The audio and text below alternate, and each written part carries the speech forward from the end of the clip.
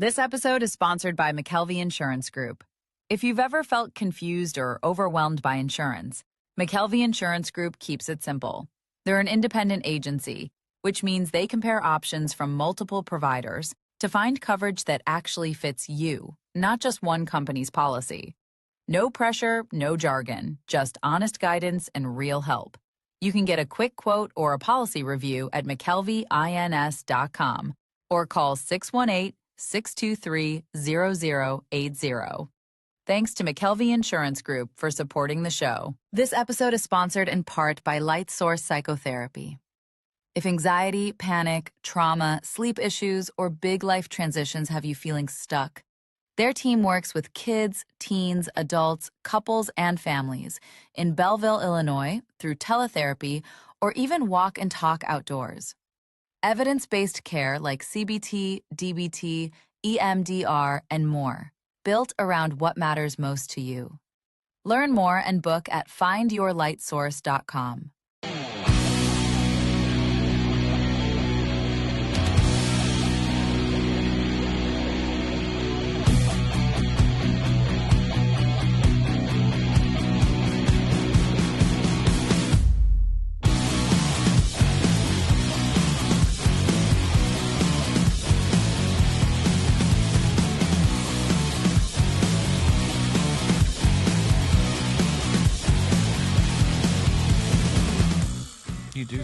We're on, right? Yeah. You do smell good. I keep it in the car, and before I get out of the car, no matter where I'm going, basically, a couple spritzes, neck, wrist. Okay, that might be one heavy. No wrist. One neck, one wrist. That's my eternity. You don't do any like back of the knee? No, not, maybe back of the sack. Down under? Yeah. Mm-hmm. It depends how lucky. If I think it's going to go well. Speaking of, did you spritz? I saw you went to Putt Shack last night. I sent you You went to 2 new dates? Since the last time we talked. Oh my up to God, 50, so 9? Yeah. Something like that. Yeah. We're Almost counting. the big 6-0. Milestones. Hitting milestones left and right. I was practicing for this because I have questions for you about these dates. Show prep. I sent you a picture last night. Mm-hmm. I snapped it of the entrance and with the DJ Khaled gift saying another one. Back to Putt Shack. So yeah, went back there last night. How'd you putt? Literally. I played pretty well. Right. I had it figured out last night. You should have that course down. I do. My course management there is sick. I think I may have played Putt Shack more than Tigers played Augusta. I may have more rounds at Putt Shack Emerald than he has at Augusta. But she was, no offense, I doubt this would ever. Oh my God. I feel like if you have to say no offense. It was her putting. Oh, okay. Awful. Is that a turnoff? I mean, it wasn't make or break, but like it was staggering that a person at that age like was that awkward holding a putter. Oh my God. Shocking. So like missing the whole course, probably not hitting the ball far enough. Yeah, like it would rolling back down. Yeah, no clue. You had no rhyme or reason to where it was going. She would go to the next hole and like wouldn't have her ball. It was back in the last hole. That's trouble. Okay, I was about to vouch for the first one, but that's like the easiest part. You have a stick and you have the ball. Like that's keep up. Pace of play is important. She might have just been nervous being in my aura. Oh my God. That Dior. The Dior got her. It's intoxicating. Zoe's struggling with it. She said, she goes, you smell good. And she was looking at you because she's never confused me with someone that smells good. I made, my hand was up. Well, I'm a sweater. Sure. So I think I might overcompensate at times to make, because I don't think I stink when I sweat. But like if I took this crew neck off right now, I'd have some gnarly. Oh yeah. Yeah. And it's not smelly, but I think I overcompensate. And then you just say, I just left the gym. Just left the gym. Just like there's been times where I will get out of the shower, dry off, and before I even put a shirt on, I'll feel a little drop that like goes from the pit, like, and maybe hits my muffin. Yeah, sorry. Ooh. You all right over there? We don't kink shame here either. No. I've thought about getting Botox in the pits because I've heard that Oh. Oh. helps. Really? Mm-hmm. Is that where you sweat the most? The pits? That's basically it. Because that is a problem with the. You remember the Sure Unsure commercial, the Sure deodorant. Mm-hmm. The pit stains, and I don't mean like nasty brown from fucking rednecks down in Talladega. I'm talking, and God bless them. I'm talking about what you're talking about, the sweats. Like you can wear a shirt out, and you don't even somebody didn't tell you. I've seen it people in business meetings. When I switched from teaching high school to elementary, the first day of teaching elementary school, first class, second graders, they're sitting in my class, and I have them on the carpet. I haven't even introduced. Hi, I'm Senor. Haven't even gotten there yet. Kid's got his hand up. Hey, buddy, what's going on? He goes, why are you sweating so bad? Nice. Oh. Out of the mouths of babes, they will fucking chew you up, won't they? They know right where to get you. What'd you say? I think I just was like, I think it's just a little warm in here, guys. And it probably was. School starts now in August, so I'm sure it was hot, but I think I was just sweating bullets, not knowing what to expect out of those little Yeah. fuckers. Nervous? A little, maybe? I mean, 20 second graders that's an intimidating room to walk into. You're teaching Spanish to second graders? Kindergartners, all the way down to kindergarten. Whoa. The worst I part did not. when the pandemic hit and we went virtual, having 25-year-olds on a Zoom and expecting to get any content area teaching No, done right, was just right.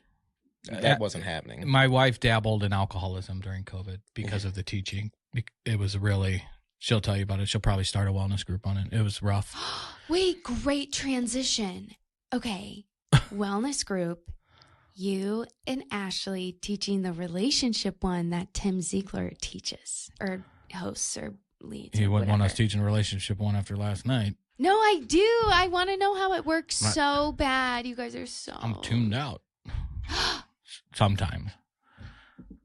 Look at you. You're all fidgety. And she said, case in point, do you remember when we were standing around after drug church with... You didn't hear about when Charlie. Yep. Mm-hmm. And I guess I was answering a text message and had tuned you. You were the one talking. Tuned you out, Ashley and Jeff Brenneman. And it happened to be kind of a case study unfolding before everyone's very eyes, apparently, is what I heard about last night. But yeah, we'll teach a relationship. You know, the marriage class at the gathering, they stopped having it because of her and I. What? This is no shit. So they had to get married there. This was back in 2018. It was a Sunday afternoon.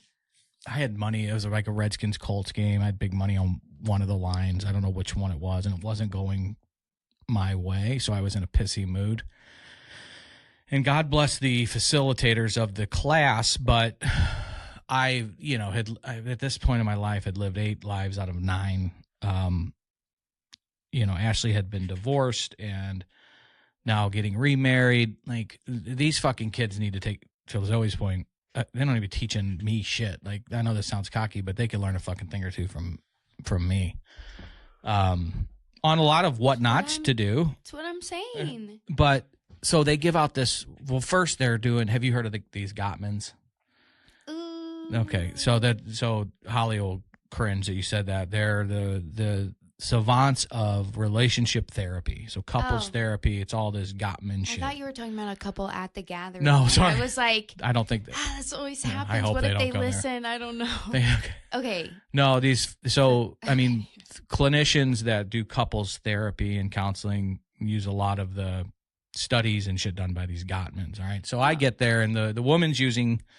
Did you guys read this page, the Gottmans, about relationships? And there's like 6 couples in this class. And I said, listen, I didn't waste a Sunday to come here and learn about these fucking Gottmans. I go, are you going to talk about Jesus or not? Like, what did he say about marriage as a church? And it was pretty rude.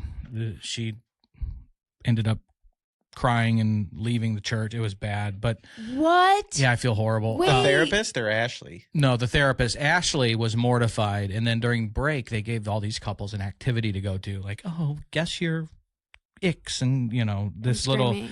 like I would rather go into Putt Shack. Like, I'm like, all these couples are like huddled up, sitting next to each other, doing this with this smile on. That's how it felt going to Taylor University. Oh, it was fucking bad. I'm looking down, and all these couples that were in this class are probably divorced now. They're like, "Oh, and you're what's like, what the this? fuck is this?" Me and Ashley are screaming at each other in the foyer at marriage class, screaming at each other. Everybody else is like, "Oh, I know your favorite color, sweetie. I know what kind of fucking butt plug you like. I know what this. I know what that." Me and Ashley are having a full fucking screaming match, and they've since never had this class again. I emailed Miofsky and Sabra, and I was like, "Listen, it didn't go well. Somebody needs to rethink this. You got two kids in their 20s that are," it sounds arrogant, but it wasn't my best moment. But I think they went back to the drawing board after that. Anyway, so yeah, maybe we should. Wait, I have to go back to this lady. Cried after you said that, and then during break, it shook her up. It was pretty. And then rude, left the church. She didn't work there much longer afterwards. Maybe she got a new job, but I do feel bad. She's probably still in town and a wonderful, sweet human. Well, yeah, don't feel bad. I do. I was an asshole. Well, some people can shake it off. Thanks. Yeah. Are you a crier? Not really. Not really. And I can't fake it that well. Like, pre-Ashley, like if I'm trying to cry at the right moment because I think it'll get me laid, like I'm not very good at that. How about you? I am more of I'm not a sad crier. I'm like if something tugs at the heartstrings, sure. I'll be laying TikToking and I will fall down a weird algorithm and I'll be crying over something that I'm shocked that I'm crying at. Like I don't come from a military family, but videos of like military reunions, the come homes, I'll cry my ass off. Dog videos obviously get me. And actually there was one, and I'm not a kid guy. I've made that very clear. But somehow I ended up in second graders. The algorithm was feeding me videos of couples telling like their family in interesting ways that they were having a baby. And like seeing the reaction of how happy like the grandparents were going to be and like them losing their mind. That got me. And I don't know why. That's not me. It's interesting you say that. And it's always been like this? Being emotional? Yeah. Yeah, I think you believe in astrology stuff? Yeah. Because I'm a Cancer and I feel like those. Oh. My sister's Sophie. Sweet Sophie's a Cancer. Is she emotional? I love Sophie. Yeah. Yeah. I feel like in a lot of ways the Cancer thing fits me to a T. What is that birthday? What's your birthday? July 6th. Okay. When Bristol was sick and dying, what? Oh my God, sorry. When Bristol was sick and dying? My whole algorithm was dogs dying and like people, and I was a fucking wreck. I try to, if I see one of those pop into my feed, I try to get off of it as quick as possible so the algorithm doesn't think I want more. Okay. Block. We're not. What? Are you a crier? I bet you're not. Oh my God. How many times today already? Well, the other girl that was supposed to come in this morning didn't, so. There's one. Okay, so she is. When we had Sean Vincent on, the poor guy still checks on her because she walked in. She was like running 5 minutes late, and she walked in, and she had these big old fucking sunglasses on that I'd never seen her wear before because she was bawling. I was trying not to cry in the car, and then I did. And I was like, no, it's fine, but I have fair skin, and I'm sensitive even biologically, so you can tell when I've shed a tear. That's fair. When's your birthday? February 14th. What sign is that? Aquarius. I'm an Aquarius sun, Leo rising, Gemini moon. I don't know what any of that means. For anyone who does, it'll tell you that this is a lot. It's a lot. There's a lot of big moods, big feelings. Yeah. Chris, wait, what's your moon? How do I know I don't know how to answer that. Slew's up 2. Oh my God. Live update. How do I know that? Is there something I can check? Yeah, I wouldn't know that part. I just know I'm a Sagittarius, and Oh I hate my, it. a Sagittarius. Whatever the fuck. I want to be a Scorpio. You know, 'cause my they're badasses. 8-year situationship. He was a fucking Sagittarius. 8 year. 8-year situation. It's like your whole adult life. Well, yeah, but it was very in and out. Mostly out. Where's this person now? Oh, I don't know. Med school, living, doing. I don't. Gonna be a doctor, huh? Mm-hmm. Step up from the BP guy. Well, they're both BP. D. No, I'm talking about the gas station attendant that you thought was hot. Oh, he wasn't. It wasn't BP. I was talking about careers, not mental health disorders. That's actually a learned behavior. Got it. Anyway.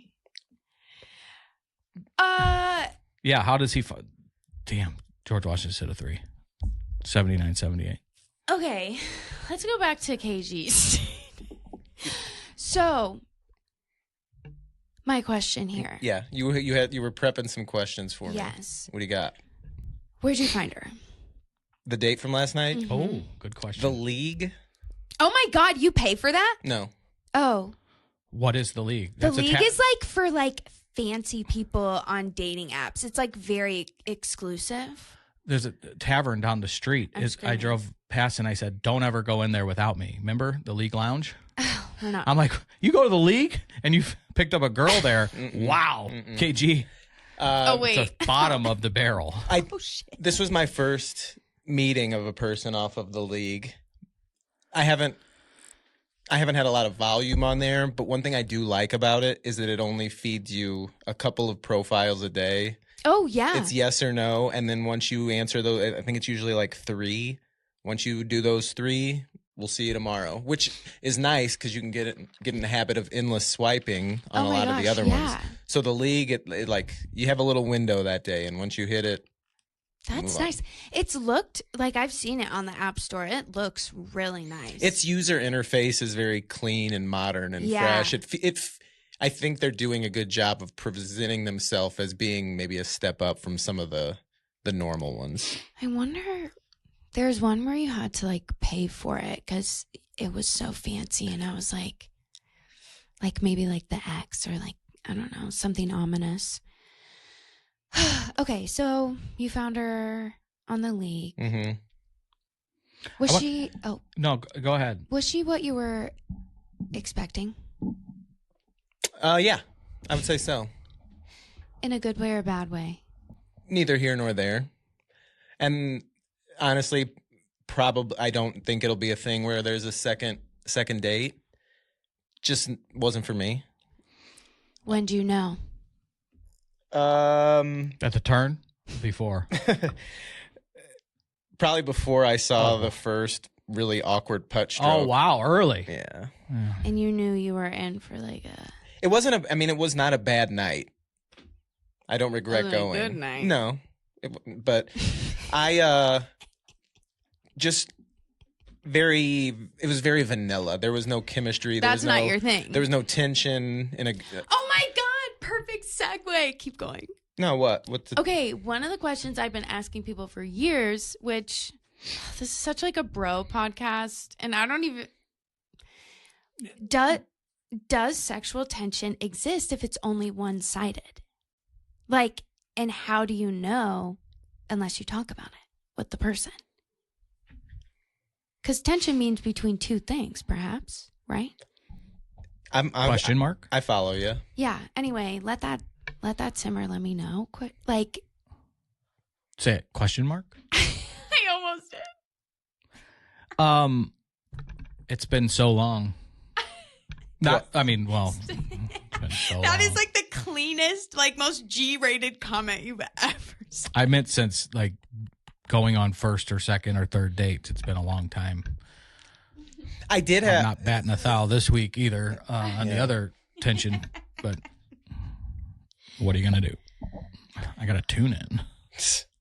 Do not mock her. Sorry, I'm not. You do. You're on your phone right now. You propped it up so you can look in. It is March. It's fucking tournament time. It is tournament time. ILL? Joe Perry, shout out. Tessa Perry, shout out. Anyway. That's her dad and sister. Mm-hmm. Oh, yeah. Love them. My dad's in Portugal right now. Ooh. My sister's He's in Chicago. with his queen? Mm-hmm. Oh. Yeah. My mom. Illinois plays at, I think, 12:30. Okay, so does it exist if it's only one-sided? I don't think so. So you think, like, if it exists, like, both people know and there's, like, little energy? What is sexual tension? Like, both people want to fuck? Great question.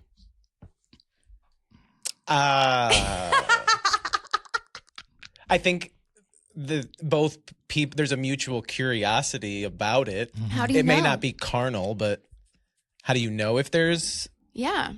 Like, do you just know that the other person feels it because you feel it? Like, So- that's kind of arrogant. An I mean, you intrusive get thought I had vibes. about myself once. So if coming from your perspective, and probably speak for a lot of guys, but if you think she's into you, what are the tells? I think is what. maybe Ooh, Zoe's that's asking. a good. I've been working on this. Actually, this is like one of the things that I'm trying to get better at. Mm-hmm. I think extended eye contact is Okay. a tell. I think if one party will lose that stare a little more quickly, but I think if you just catch eyes for a little bit, that can be a pretty good tell. Go ahead. The direct eye contact is sustained for. Don't look at the screen. I'm I talking. got a fucking hundo on this. Anyway, 8479 slew. keep going. You were the one talking. Yeah. You keep going. Well, Just ignore me. You do so good at that anyway. so well. So He just like sometimes eye contact just in general is like really intense. You know what I mean? Like that feels. what the fuck are you staring at? He's literally. I'm like lasers coming out of his eyes, but it's like I don't know. But keep going. If I am feeling someone and I know that there's going to be sexual tension, at least coming from my end, I make it a point to get into the eyes. Okay, that's your start. You don't do like the Bronx Tale car opener? I've never seen the movie. Oh my God, Movie Boy would be pissed. Yeah, right there's now. a lot of things I haven't seen that he would be shocked by, but So you open her car door, I always do, whether I'm into them or not. and it doesn't happen anymore because it's the game. Oh my god! It doesn't happen anymore because in the doors aren't like this. But if she reaches over to unlock your door while you're walking around to it, it's a sign she's into you. That was a line from a Bronx Tale, but you had to pull up the door lock. Right. That doesn't work anymore. Mm-mm. So yeah, I will try to engage in a more fixed eye contact to try to gauge. So that's like your tell. Like if you're trying to pick up if I'm into you. There's a difference between like staring a fucking hole into somebody and then an eye contact, right? I mean, it's all about how it's perceived. Like, if the other person isn't feeling the tension or whatever, then they might just be like, "What the fuck are you staring?" Well, then at? then you abandon ship on it if you can tell that it's Okay. Next one. physical touch in a non-sexual way. Even if it's just like leaning in and like it's an arm touch is a tell. Yeah, that is. It's like or grabbing on the back of an arm, and that's a tell. The back. Like if you're Like the elbow? If we're walking and no, like my back bicep Oh my so god. big. You're right. When she Ooh. tricep, is so big, so when they grab onto it. From the. Like if you're walking side by side and there's a hand She on the back grabs of on your your- arm, what the fuck? It's not. I don't know. I'm so not. I get so weird. I'm like, don't touch me. I'm very overstimulated. Unless I'm in like a dark room and I trust you and like I don't know, like it's. But if there's a lot going on, I don't fucking know you. I'm like, hey, swerve. She's tough. I don't know what That's good though. I would rather be. Well, like even Eric, I love Eric, but the first time we met, he was like, after we like chatted a little, he was like, "Can I give you a hug?" And I was like, "Finger guns." Like it's literally not anything about you. Are you not a hugger? Generally, no. Okay. It's not my fit. It's like, where do my arms go? Which way do I put my head? Like, how long do I stay there? Is it the side or from the front? What does it? That's I a know. lot going on up there. Yeah. It's a hug, bro. Oh my God. And so I'm like, I'm good. Fist bump. Like that is the most like confident greeting or like, I don't know, what do you, farewell. Anyway. 86, 81. Good guys. Yep. I need 7 though. The push. I'll tell you one more from my end. Keep going. These are so interesting. And there's a fine line on this one again of, I think it come off as creepy if you're not careful with it. Mm-hmm. But I won't, this is like, maybe you've already. It's a high risk play then. Maybe you've already noticed that the eye contact is there. Maybe there's already been both ways a little slight physical touch. But something I will do to show that like I'm feeling it is a subtle Ass cheek pinch? no. Oh, Too far. you're so stupid. Go ahead. I'm doing it. Oh my God, a lip bite? Oh, wow. lick? She would rather have the ass cheek pinch. Mini. And I'm not sitting here like, That's kind of what you... but no, pay attention. I don't know if I want to. She can't contain See, herself. Yeah, I also can't pay attention. It was- It was so subtle. You guys weren't even notice I was doing it when I was sitting here. It's just a. Yeah, didn't do it for me, but I didn't notice. Maybe it's the microphone was in front. And maybe I shouldn't be because I'm Don't over. shit on yourself. Thank you. Do whatever you want. Thank you. Yeah. But like if it feels like the temperature might be rising a little bit, I think a little lip bite, a little lip lick. A little something. A little... I'm going back to the days when I actually could get some. When you had game, And I don't think it was really a maybe. whole lot of sustainable period of that in my life. But if they would laugh at my jokes, even the ones that weren't that good, I would be okay. At least she thinks I'm funny. Right. I mean, that's about all I have going for me. Yeah, it's always a Short good ball. sign if you're catching some laughter. That's a good tell. Right. It's not automatic. You could just be Funny. Yeah. but it's not a negative in any way. It's either neutral or positive. Right. But what it does is it builds up confidence to go to the more risky moves. I don't know if I got the lip bite, tongue lick in me. That's I don't you don't pull that out all the time. Sure. No, that's But if like she's laughing special at your card, jokes, like your ace. the eye contact's there. Maybe there's a back of the arm touch. Well, because I think like girls do that too. Like, I've seen it in movies and things. It's almost because in my mind I'm also Fucking pushed. 88-81, game over. Save me a hundo, and slew goes on. if you're not losing, you're winning. Congratulations, Josh Shirts. Oh, I wear my oh yeah socks. Oh yeah. Nice. All right.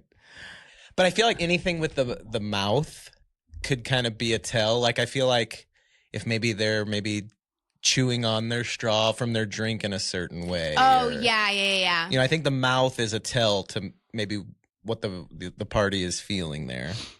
Okay. I could be wrong. No, I think like if both people are feeling it, then yes, like every little thing is intentional. If you're like on the same page, Mhm. you know? It's so hard to know. Anyway, I think that's like maybe the point of flirting is like pushing the line a little and seeing like where the other person is at. So I feel like those things are normal. And honestly, like I told you, out of all those first dates, more often than not, there's not a second. And a lot of times the feedback that I'm getting was, I had a good time. You're a super nice guy. I just didn't feel the connection or I didn't feel chemistry. And I think there was a lot of times where I was being too nice and not flirty enough. Have you ever become friends with any of these dates? One one of the more recent ones that really put one on me. When What do you mean? I had it bad for her. Like, even after one day, like, he I was thought down bad. she was one of the 4. I think I told you last time I've had 4. Okay. She like Cupid's arrow got you. Yeah. I hate that arrow. And I Should tune in more. I think if I was given truth serum, I probably did this as a way to, like, maybe hope the door was left open. Yeah. But after she made it clear that she didn't see it like us being a match romantically, I said, hey, I really like the way I connected with you as a person. So even if we're not in each other's lives romantically, I don't find that kind of connection out of a human often. I would love to stay friends that go to concerts and da-da-da-da-da. And she was like, I was thinking the same thing, but I didn't want to come off cliche. Like, let's stay friends. Yeah. And then we have exchanged maybe a text or two, but No follow I don't see it. No. Which is fine. Cause like I said, I think if I'm being honest, I probably did it as a way to, like, maybe one day. You know what I appreciate is your fucking vulnerability here. There's so many, I don't know if it's like a bro thing, you probably on your ick list that, like, make shit up to look better and conquest type shit. And you're super vulnerable and real and honest, and I appreciate it. And I think if one day somebody listens to this, then it'll give them some confidence to get out there. And, you know, I mean, a lot of people fucking hate rejection. Like, it sucks. It's hard. It happens. It's part of life, I guess. Yeah. But And it sucks. like a bunch of like small ways I feel like that you like don't even realize in the moment. That's where a lot of my tears come from. It makes me sad, Zoe. Well, me too, but I bounce back. Sure. Medicated. Yes. God bless. So thanks for being vulnerable. And to kind of kick off this episode of PAFO, I do want to say a couple things. First, welcome back. This is your 3rd time on this podcast network, 2nd time in 3 weeks on this show. You've indicated interest being a more regular part of the show. It's probably something I would have been afraid to ask. So I'm glad you said something. This is kind of like we're going to go to Putt Shack and go again. Where's our fucking invite? Should we have a Putt Shack night? We I should. would- PAFO live at Putt Shack. Maybe they'll sponsor. I'd go to mini golf. I mean, if I talk about them enough, No maybe. shit. You give them enough business too. I know you like I built bought that into the floor. franchise. We fucking built the floor. The company I'm involved with. Do raised floors. That was a very hard job. Those holes get shipped to the job site intact, so it's all on a raised floor. So you put on the raised floor, and then typically in data centers they're all square 2x2 tiles with some cuts. It's all cuts. It's really hard carpentry work. God bless our union carpenters. Point is, thanks for being back. We want to have you a more regular part of the show. Jeff's out of town. We typically have a 4th chair. It's a rotating guest or just there for somebody that kind of takes to the show. So the door is always open. I think we're going to do a lot of work together. What a 3-week run with me, Cam, and then me again. Yeah. That's a lot of meat in this chair. Was he in this chair? He was right there. That's yeah. a lot of meat occupying this chair. Closest to the bathroom. A lot of meat, a lot of testosterone. Zoe's now called us a bro show. We'll get a female in. Honestly, I'm here. I actually Another think my personality and stuff, actually, I would think I'm more like a chick You're more than I am chicky? like a bro. No doubt. I want to be one of the girls. Zoe was saying that earlier. Like, when there's a Galentine's and I'm not invited, I get a little pissy.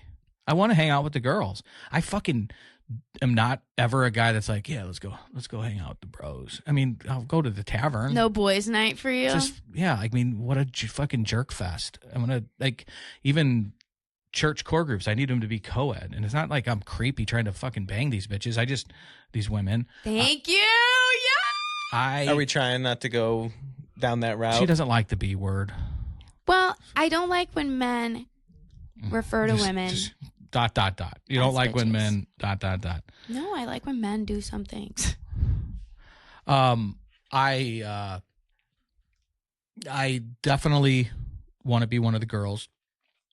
I'm, like, I like to hear the gossip and be a part of it. I don't like go out to strangers and be all gossipy and shit. No. I got too much fucking HIPAA baggage and drug church pastor baggage. And I got a good first step for you. All right, talk to me. A skincare routine. Oh my God. He said, fix it. Yeah. No, get into the masks. Smell, skincare, Mask, the under eye mask. shower. cucumber.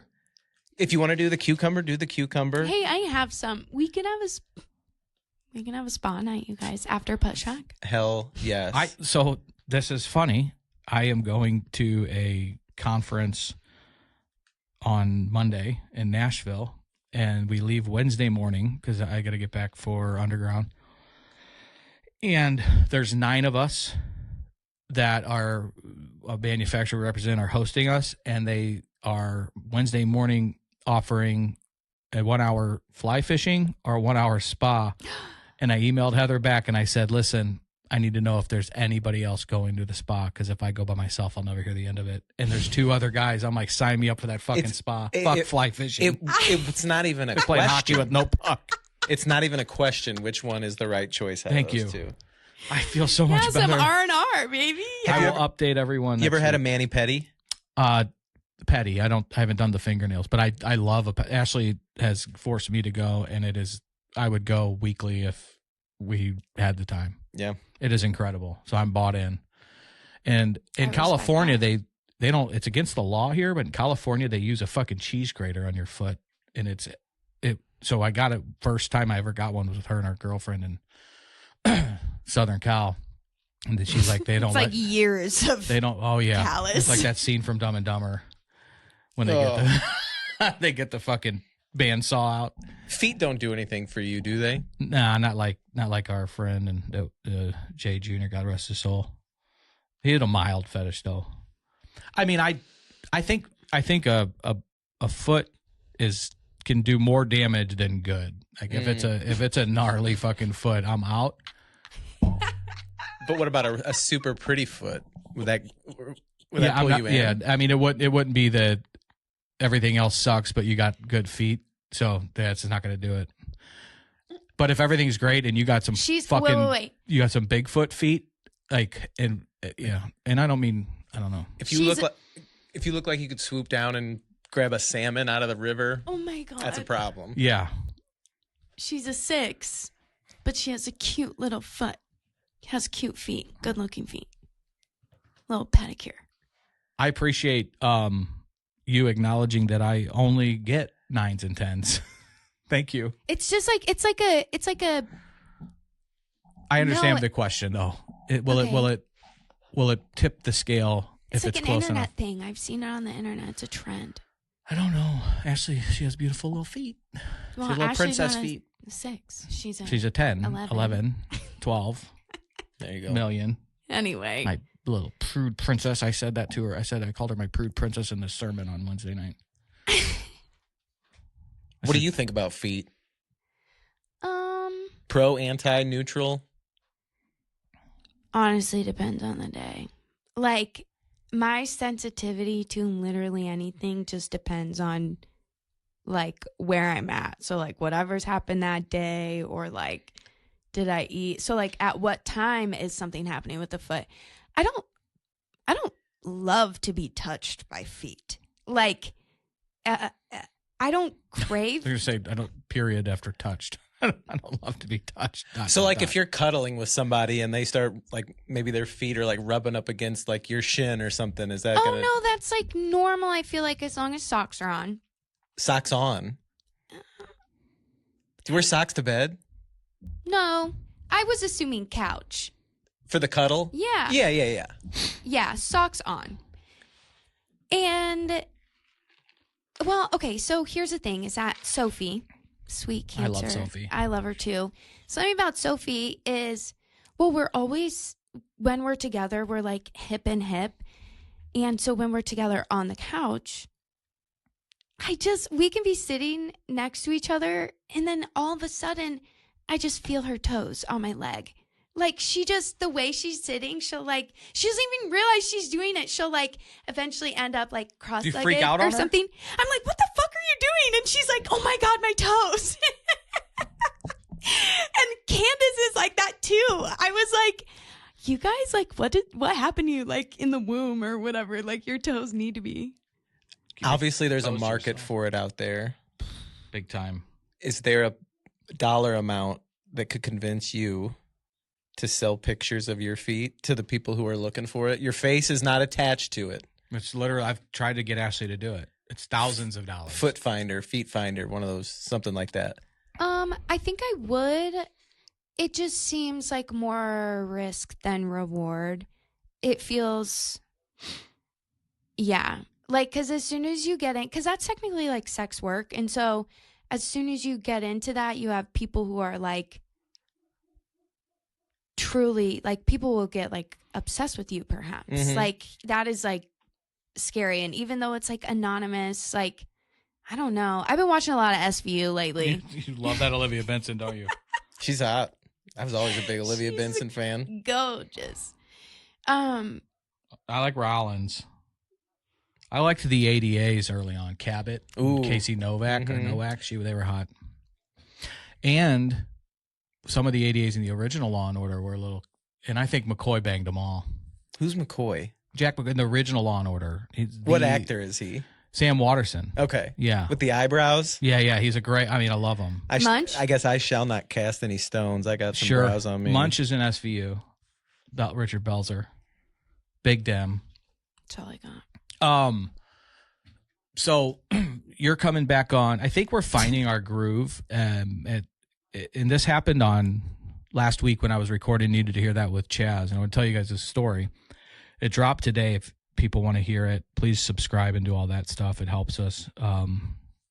We have a couple sponsors. Light Source that Chaz is the proprietor of, the best clinicians in the area by far. Call them. They'll find you a therapist. I advocate everybody having a therapist and not when shit gets bad.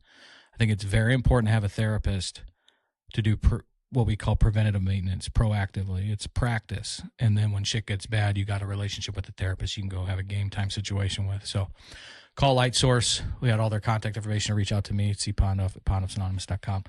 Also call Evan if you're looking for save some money on insurance. Evan McKelvey. Text me. I'll get you a hold of him. He's also a landlord and has some 2-bedroom apartments coming up here in Belleville. Very good prices. Belleville, Swansea area. So if you're looking for an apartment, give us a shout. Chaz was in a conference up in Chicago.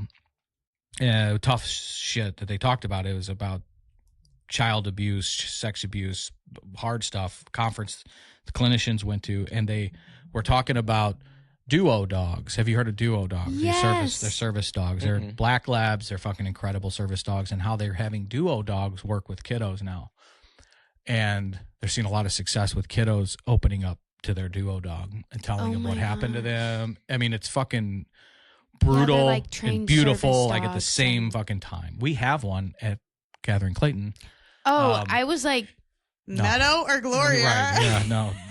They need duo dogs, both of those fuckers. I'm talking about my little I love pups. So we have a guy that's another incredible story. Dan, elderly guy, lost his wife, who was a hero to all of us. She came to our church regularly every Sunday. He never came. She passed away. He hasn't missed a Sunday, sits in her chair. For this has been going on for years since COVID. And Dan trains, when Susie passed away, started training duo dogs. So he brings them home and he trains them for months. They live with them.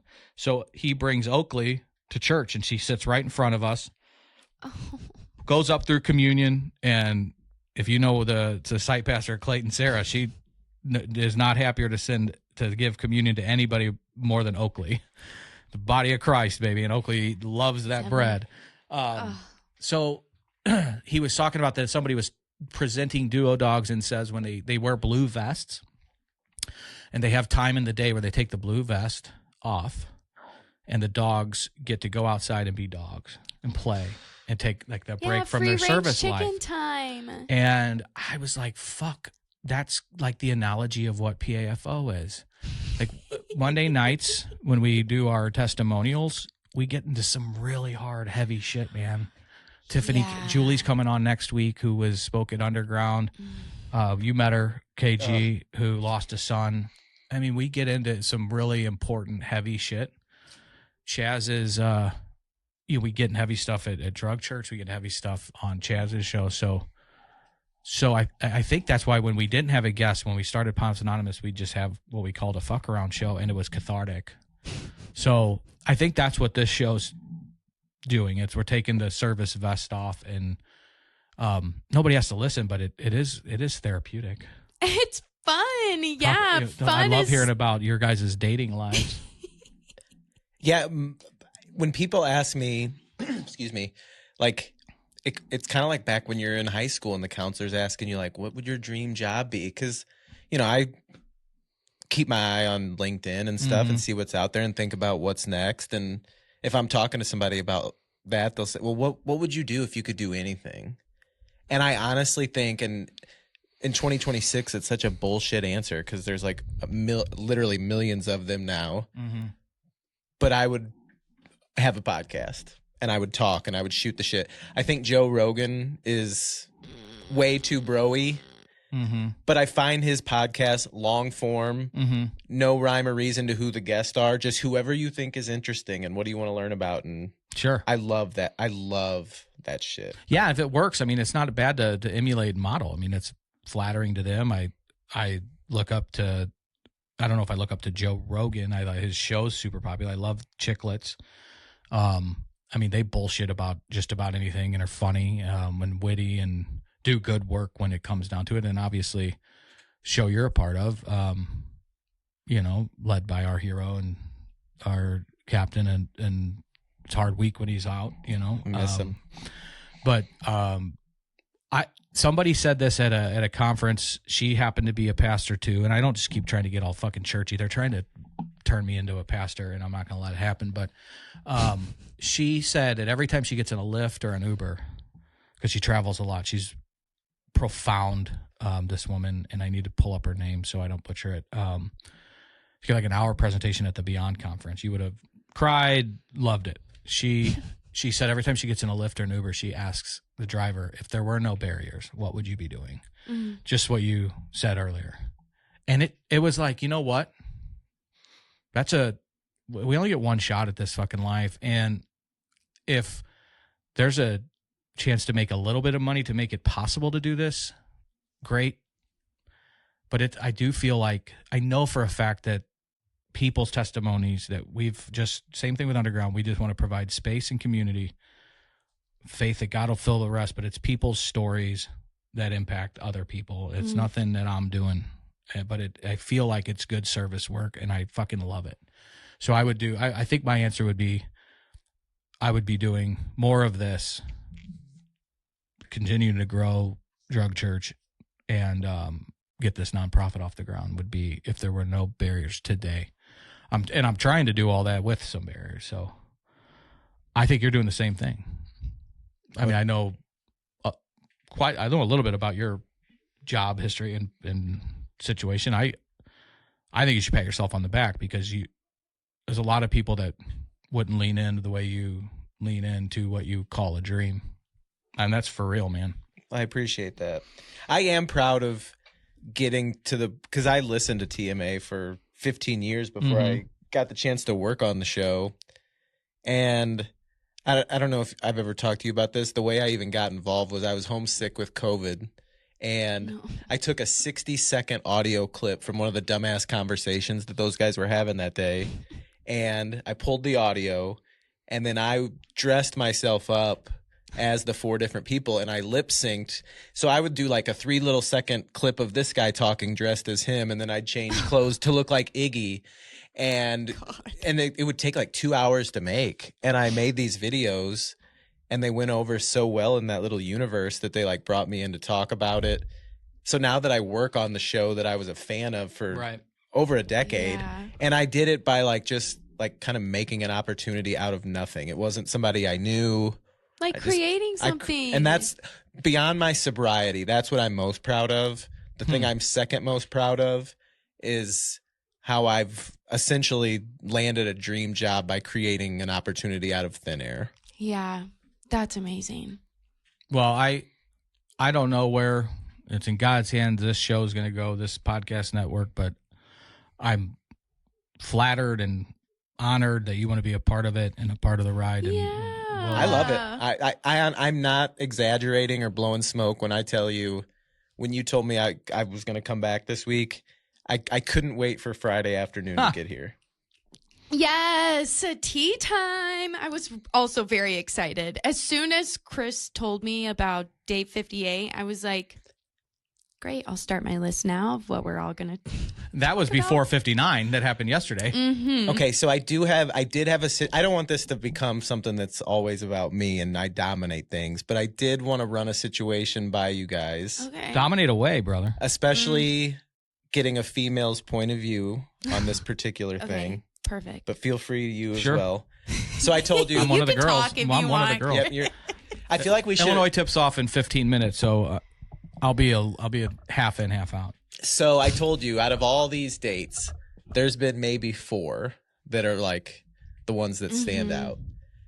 And maybe 1A, the girl that I would consider 1A if I was ranking the top of the list. Like, Okay.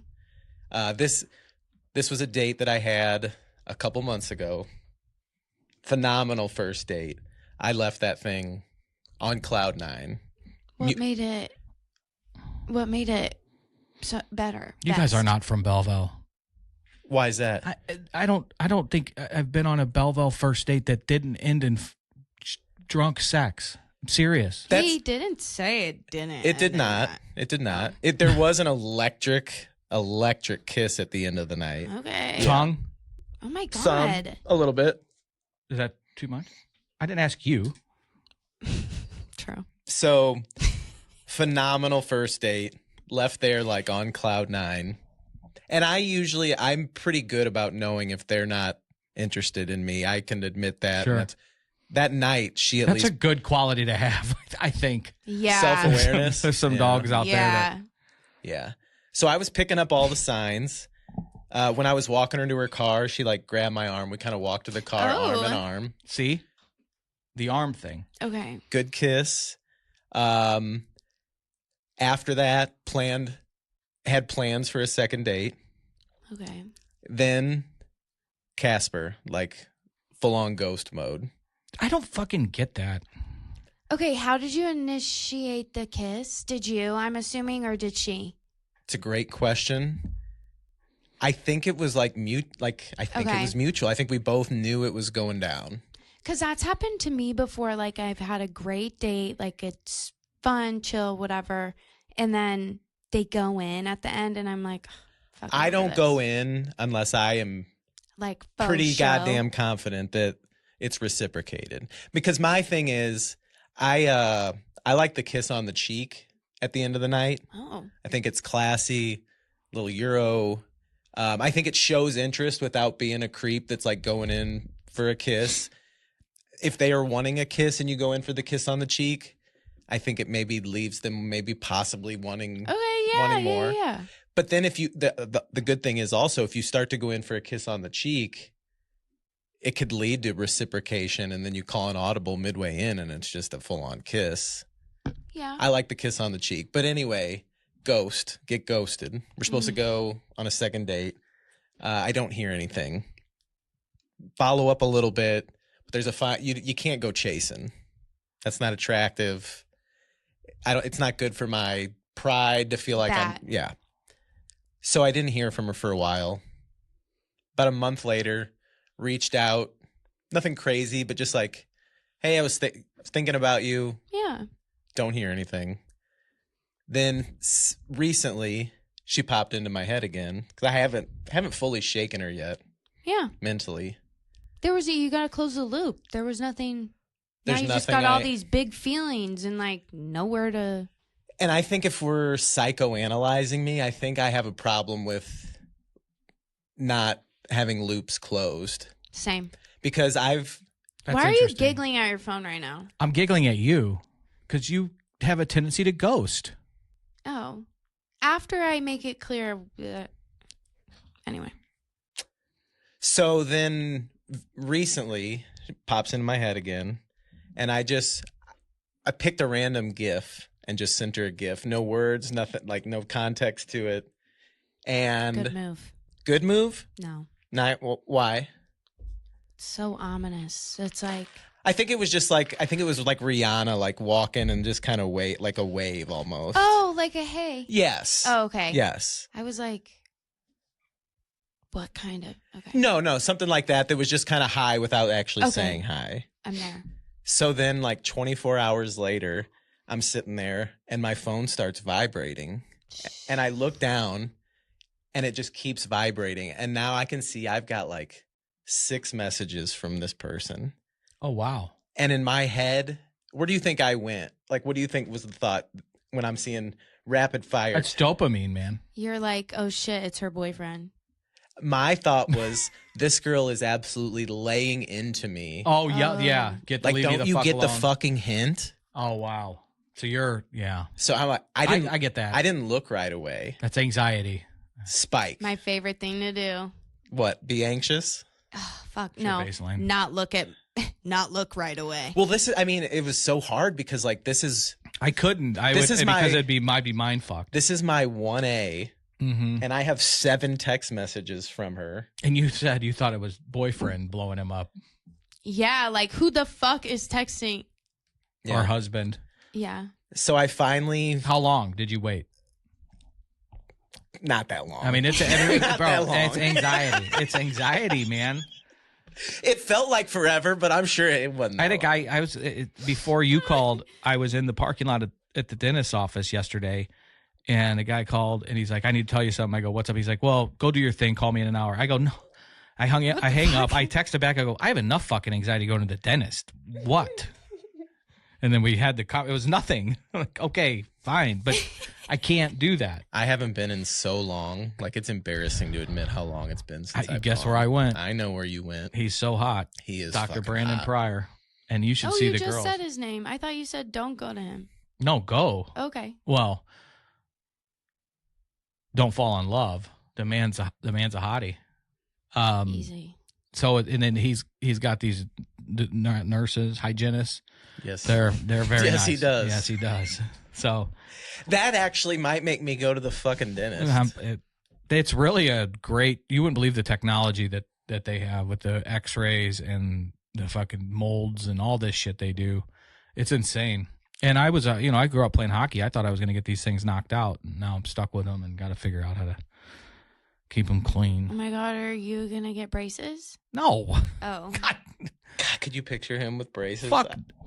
You kid? That's funny. No, I would not get braces Joe Perry has braces. right now. Mhm. Okay, I'm glad you said that. Yeah. My man, I love him. Could keep that grill. That's what I'm saying. It was either that or pull all his teeth out and get like dentures or whatever. And he asked me and I was like, easy peasy, get him out. Yeah, like, oh my God. And Elaine was like, no. Because imagine I feel bad. waking I'm up glad you and said that. So he's like- got braces, top and bottom. Yeah, and honestly, he looks cute and good. Aw. He like, He's such a girl dad too. oh, he's so sweet. It's bad, but when I think of girls with braces, what the kids said in high school, not me. I would never say this. It was bad at these when you're 14, you say bad things. At least my friends did. I would always try to correct them. Right. Oh my God. What kind of things say would it. they say that Yeah. you would correct? Yeah, like it was like they would be like, it's like sticking it in a pencil sharpener. Ooh. That's horrible that you'd say that. Yeah, it's good, but good on you for standing up for Females? with braces and Right. like that. We don't talk about them like No. that. Absolutely not. Thanks. I had braces for 4 months. My senior year of high Senior school. year. Yeah. Well, the summer after my senior year, I got them on. Shout out to the Perrys for Oh my God. getting your yeah. teeth fixed. Well, it was my jaw because my jaw would pop every time I like opened my mouth, which got ouch. And then also they just pushed my gap together. I used to have a gap. So, but that seems short term. Usually, when I Yeah. hear people wearing braces, it's years. Yeah, which it doesn't have to be. They have permanent retainers they can put on, and you get your retainers. Anyway, I was How's that going to grill college. now? 10. Got good teeth. Perfect I look smile. expensive. That's funny. Anyway, yeah, so don't talk about girls with braces because we Sure. do our. That's what I said. That's what I told But the. then you guys looked at each other and giggled. No, because we were thinking bro we both podcast. have Right, We both right. have like a language I don't nasty speak. friends. Well, I will say. You were schooling my son at drug church Wednesday night on not to say he hates things. I appreciate Oh my gosh. that. Well, things are. People. It's people. Sure. Like, we can't hate people unless they're really, like, you have to save that for, like, Yeah, just because your Your teacher ops, like gave you your attention, you actual- don't hate them, right? right. Your teacher is Holding you accountable. holding you accountable and, like, getting paid not enough to do Right. this shit. And, like, and hello. And I haven't given her enough fucking envelopes full of cash to deal with Charlie's ass. So, you know, God. So I got to tell you something that I did this week that I'm still losing sleep over, and I need to apologize here live to KG. Oh. We lost our captain on Friday after, well, it happened during the recording with Cam. They traded our captain, Braden Shin, away. Why are you looking at me when you're saying this? Because I'm educating you. So we traded our captain to the New York Islanders, and it so happened on Tuesday night the Islanders were coming to town, and I looked through my records, and I was like, I got the fucking ticket to this game. I was going to take Charlie. Ashley had a wellness group, and I had 2 tickets, and I'm like, I'm like, I fucking haven't gone to a game with KG. I'm going to take KG. I want to see if he wants to go to the Blues game. Set it up. We're all psyched out. I go to transfer him the ticket. I'd already gotten rid of these tickets months ago. And I'm fucking like freak. I had an Indian give. I had to be like, I can't say that. He Guardian gave them to me. Guardian gave them. Native American gave. You didn't get that joke, did you? That's a sports joke. The Cleveland Indians baseball team changed their name. They got rid of that offensive Indian. Oh, I did see that because there's a lot of and those... became the Guardians. Sorry, I What do you amused think of my myself sweater? pretty good on that one. I like it. Bring back the chief. I'll die on that hill. Anyway, he gave me Blues blue balls the other night. Blues balls. And That's I so said, funny. let's go see our boy come back because, you know, as everybody knows, Braden Shin has a golden ticket to my master bedroom. He handed me the Stanley Cup. He forced me to hold it. That's so fucking cool. I was like, I'm not going to hold it. And he made me hold it. What a great guy. He also, in real serious shit, has been so good to my friend's family, whose daughter has now 17 and has had the worst leukemia since she's been 6 and shouldn't be here, and knew Layla really well from that run. They've been in hospitals together at Elsa. In fact, so that picture of me and him on the ice, Kevin, it was the last home game of the year last year, and Elsa and some other kids from Children's were going to go down to the ice and meet. There was like 6 or 7 players that were out there. She got Shen, and Shen was going to give her sweater after the game. Elsa got really sick, and the doctor called and said she can't go. She's got to stay at the hospital because she couldn't risk anything.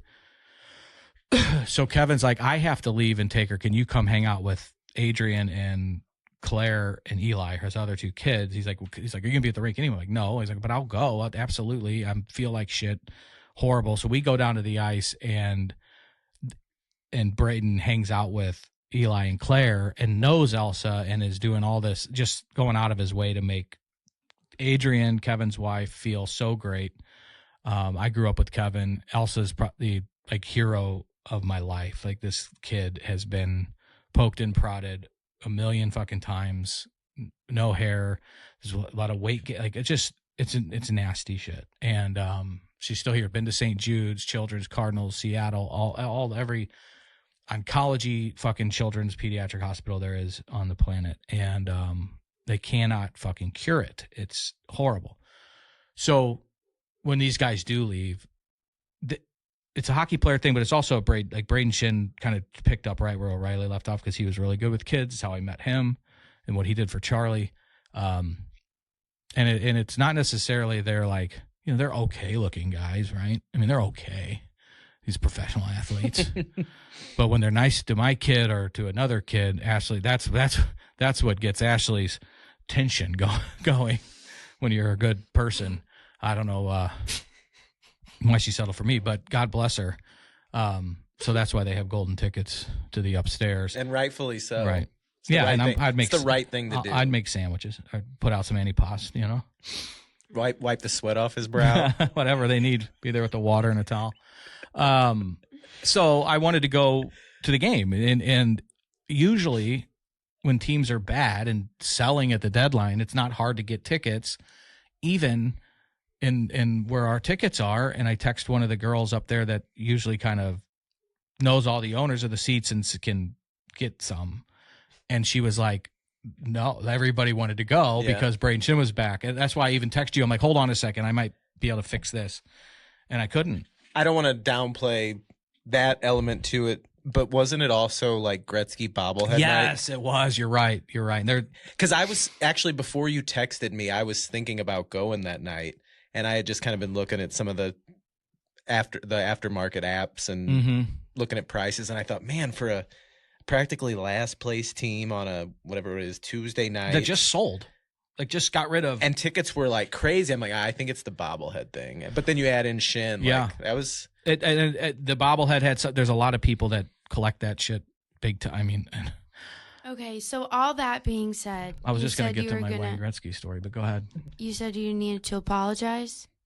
Yeah. So I'm sorry. Oh, okay. Thank you, because I haven't really slept since then, so I appreciate you finally. We'll get to a game. I did say sorry via text, but I wanted to say it in person. That's big of you, and in front of our imaginary audience and listeners. You can go potty.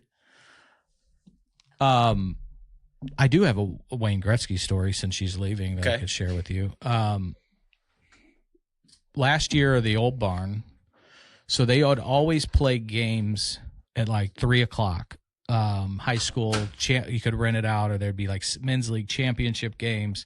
Now, is this when it was at the arena 64 and Oakland, Hampton, Oakland? Yeah. Okay. Yeah. So I grew up going to that arena and hanging out with Uncle Tom Calhoun. I knew him really well, know him really well. My family grew up with him. He's from over here. The PA announcer at the Blues game. Hasn't missed a game in like decades. Fucking Iron Man streak. Eat shit, Cal Ripken. Never once was sick. No snowstorms kept him from getting like. And I'm sure there's been those instances that he powered through.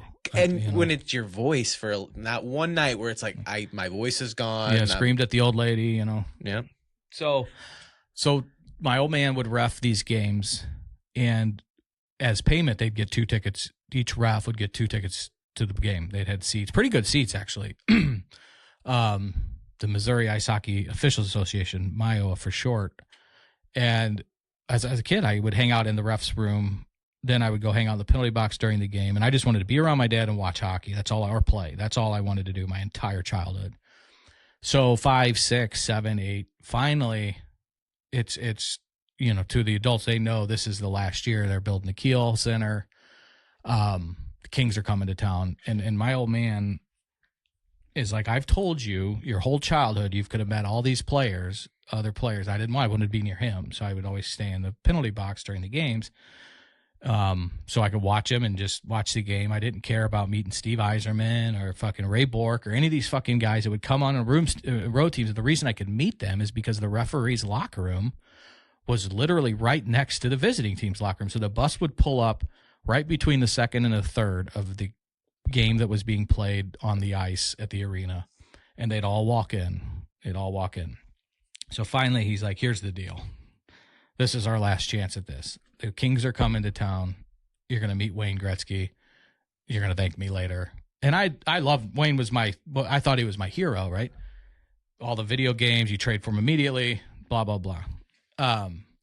So I got my Hockey Digest and 2 Wayne Gretzky cards. And my dad said, at the end of the first, I'm going to take you off the ice.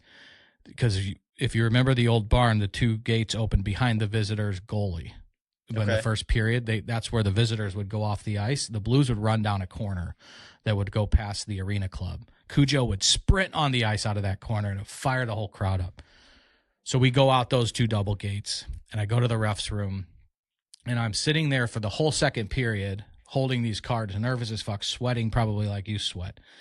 And finally, the horn sounds, and so I make sure I'm in, and there's another guy waiting for this, doing the same thing, has a Gretzky card so he knows what's happening. Older guy. And here comes the Kings. The doors open, and Kelly, Rudy, Luke Robitaille. I was going to ask the name Luke Robitaille. All these guys walk past me. I don't give a fuck. I'm there to see the great one. And here comes Wayne, and he walks up to us, and the guy hands him his card, and I'm shaking, and I'm like, Mr. Gretzky, can you sign this? He goes, yeah, bud. And he goes to sign my Hockey Digest, or my first card, and my pen runs out at the Y. And I just like... The Y in Wayne or the Y in Gretzky? The Y in Wayne. Ooh, you just got wah. And I'm like thinking, this is my... And he's like, I got you. He goes, anybody got a pen? And he went and found a pen to finish. He grabbed the other card and signed. And like, you can tell on that card that like he's had to... Where it stopped. Yeah. So he signed it, and then he asked me if I played, and I said I was a centerman. I just want to be just like you. He's like, well, you want to be better than me. Fucking around. He's great, and rubbed my head, and then went on, and I went and sat in that locker room, that ref's room, holding this stuff. Like I just met my hero. And then it started dawning on me 2 days, 3 days later, who my real hero was. It was my old man. Yeah. And I wrote a paper about that in college. Like that was the moment that I put words to who my fucking idol was in life. It wasn't Wayne Gretzky. It was Tom. Wrote a paper, the only A paper I've ever written in my life. Only one I've actually cared about writing. And I like to write, but to impress a teacher wasn't my motivation. But that one got him. And so that's my Wayne Gretzky story. And have you been around him ever since as a an little adult? bit? I haven't been able to tell him this story though, if that's where you're going. Yeah, that is where I was going. I want to, and I think I'll get the chance because he's in town a lot. He's at the rink a lot. He's more accessible. My hero when I was young, I was a baseball guy. I was going to ask if it was baseball. I played hockey too, but I was mostly a baseball guy as a kid. So Ozzie Smith was my guy. The Wizard. Do you remember the Discovery Zone? Oh yeah. So I have one in Fairview. I had either like a 5th or 6th birthday party at the Discovery Zone. Which one? Over in South County, okay. like by St. Anthony's. Yeah. And I invited Ozzie Smith to my birthday party. And needless to say, the Wizard did not come to the birthday party. But when I opened... Shoot your shot. Got to. When I opened presents at the party, I opened this present. It was Fraggle Rock. It was Fraggle Rock books. She's back. Yeah, I activated her with Fraggle Rock. Signed, happy birthday from Ozzie Smith. No shit. And like my hero obviously couldn't be here, but he sent me a birthday present. Motherfucker, when I was 16 years old, I found out it was my Aunt Kathy. What sweet aunt. That's cute. So then as a 30-year-old, your whole life's a lie. As a 30-year-old, I'm in the Chicago airport coming back from Mexico. Because you're always going. God, right.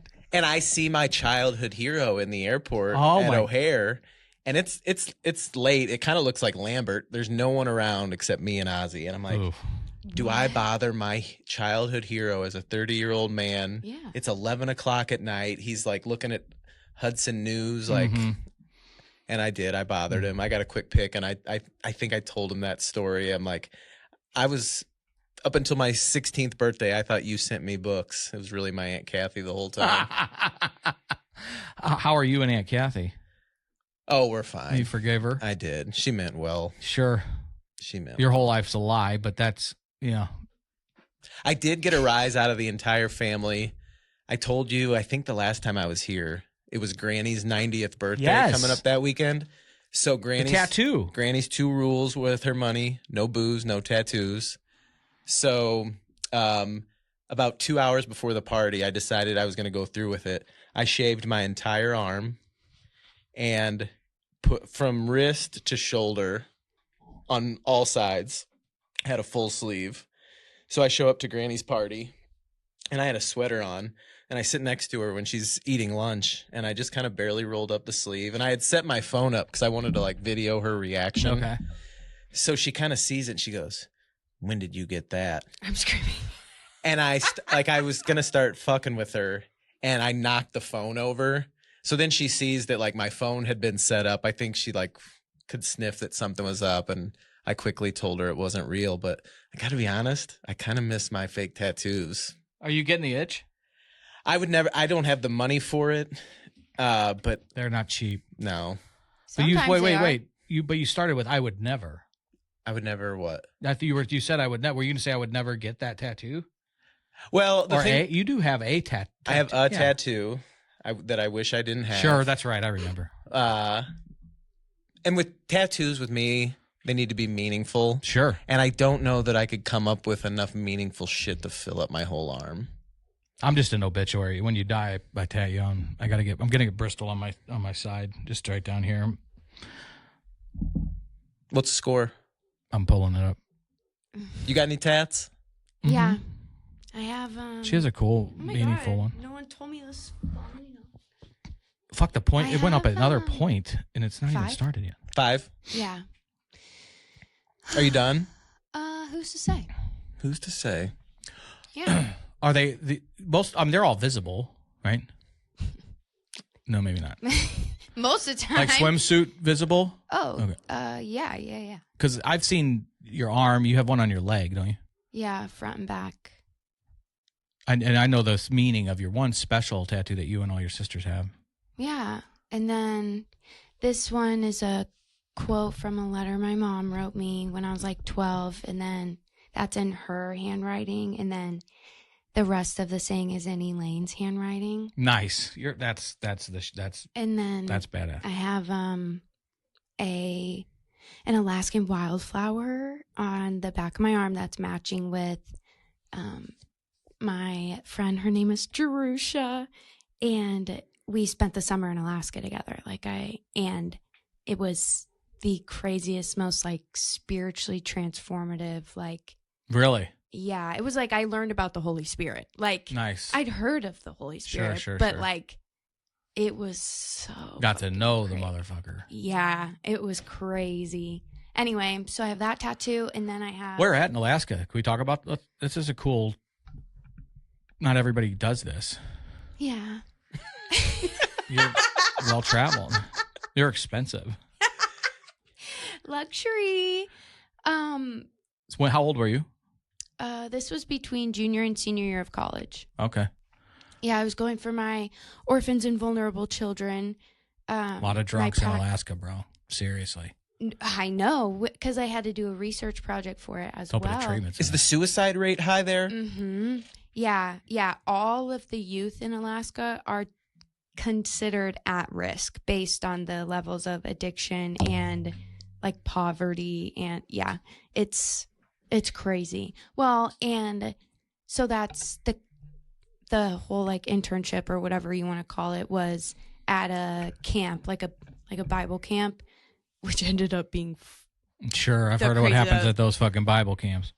But like the general structure of it, so there were kids in each like week of camp that were either like fostered or just like, we called them specialty campers. And so those were the campers that I had that cabin of them, all the Charlies.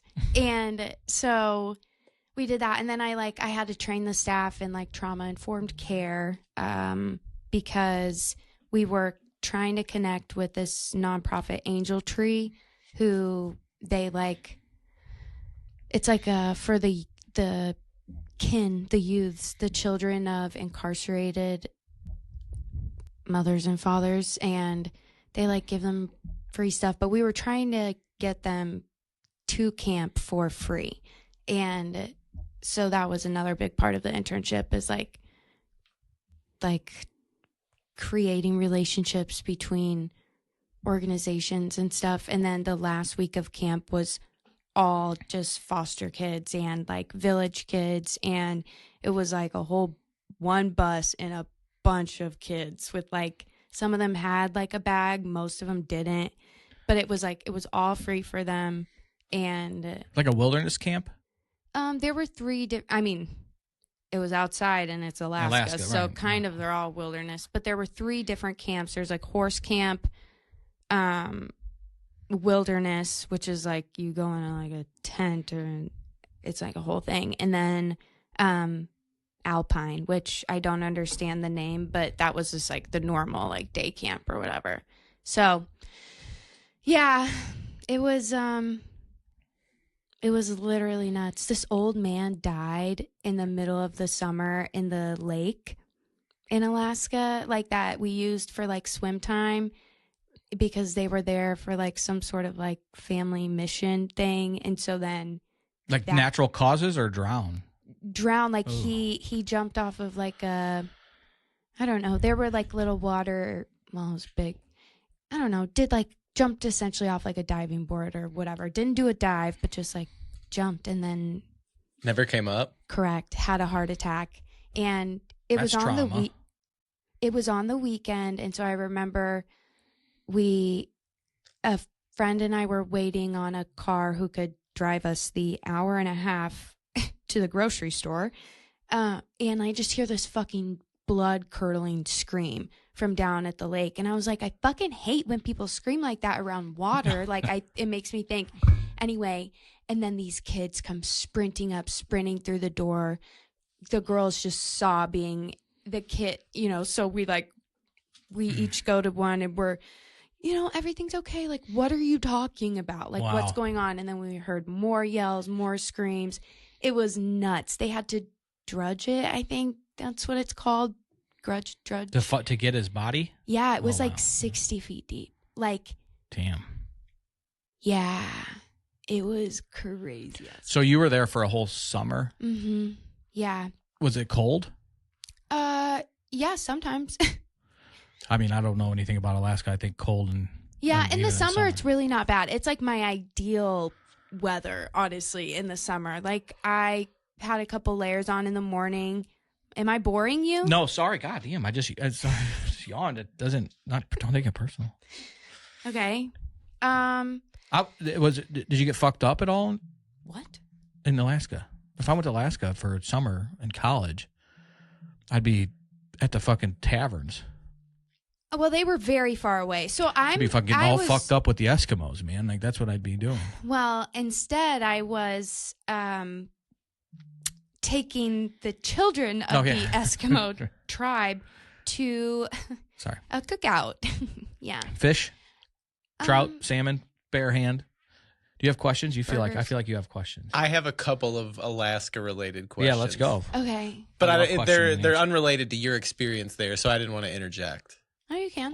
Is Alaska the place where there's like periods where the sun never sets and it's just daylight 24 hours? It's like the sun is setting like 3 a.m. It's like pink and beautiful outside in the mountains.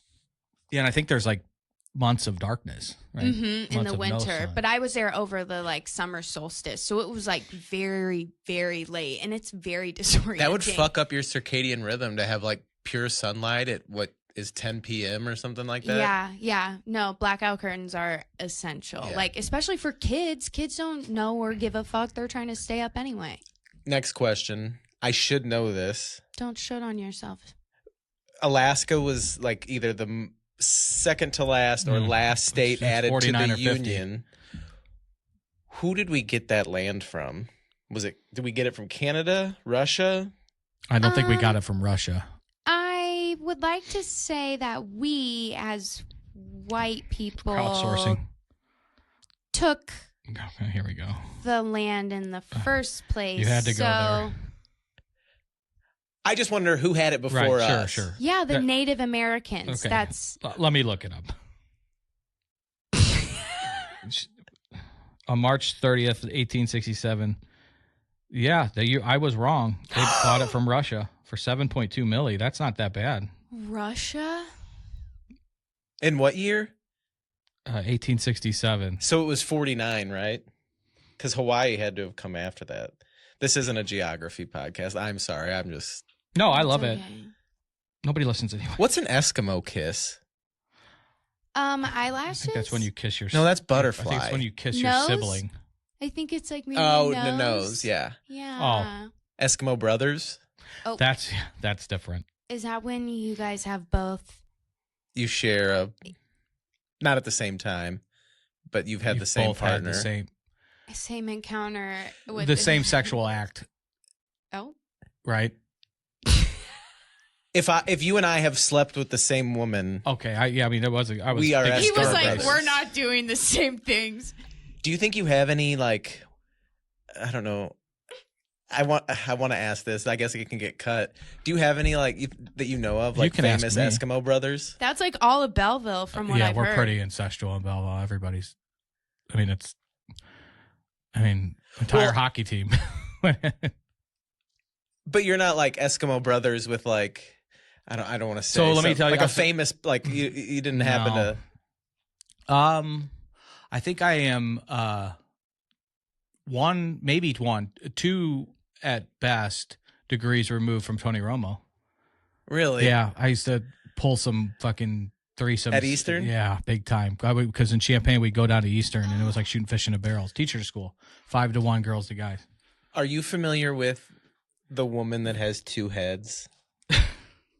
I Yeah. know a few two-faced. No, no. The literal, she's like a Siamese No, twin. never. She was going to go off on some two-faced bitches, I think. Yeah, I'm Women. talking literally. So a couple of summers ago, I was working a barbecue and country music festival in Chicago, Oh. and I snuck off to the bathroom and I took some magic mushrooms. Ooh.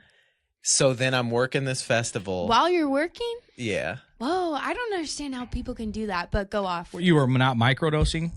No, Because I you claim was, to be it was sober from alcohol, but you I'm dabbled in some- California sober, got it. yeah. This was more of a macro dose situation. Sure. I was Damn. buzzing pretty good. And it didn't make you like anxious to be like that on the job? Like that's what I don't. I mean, I was just kind Doing of fucking brain surgery. I was just making slinging pulled pork Yeah, sandwiches. I was just. Well, but still. No, I hear you. That if you're No not, offense. I don't mean to shame Sugar.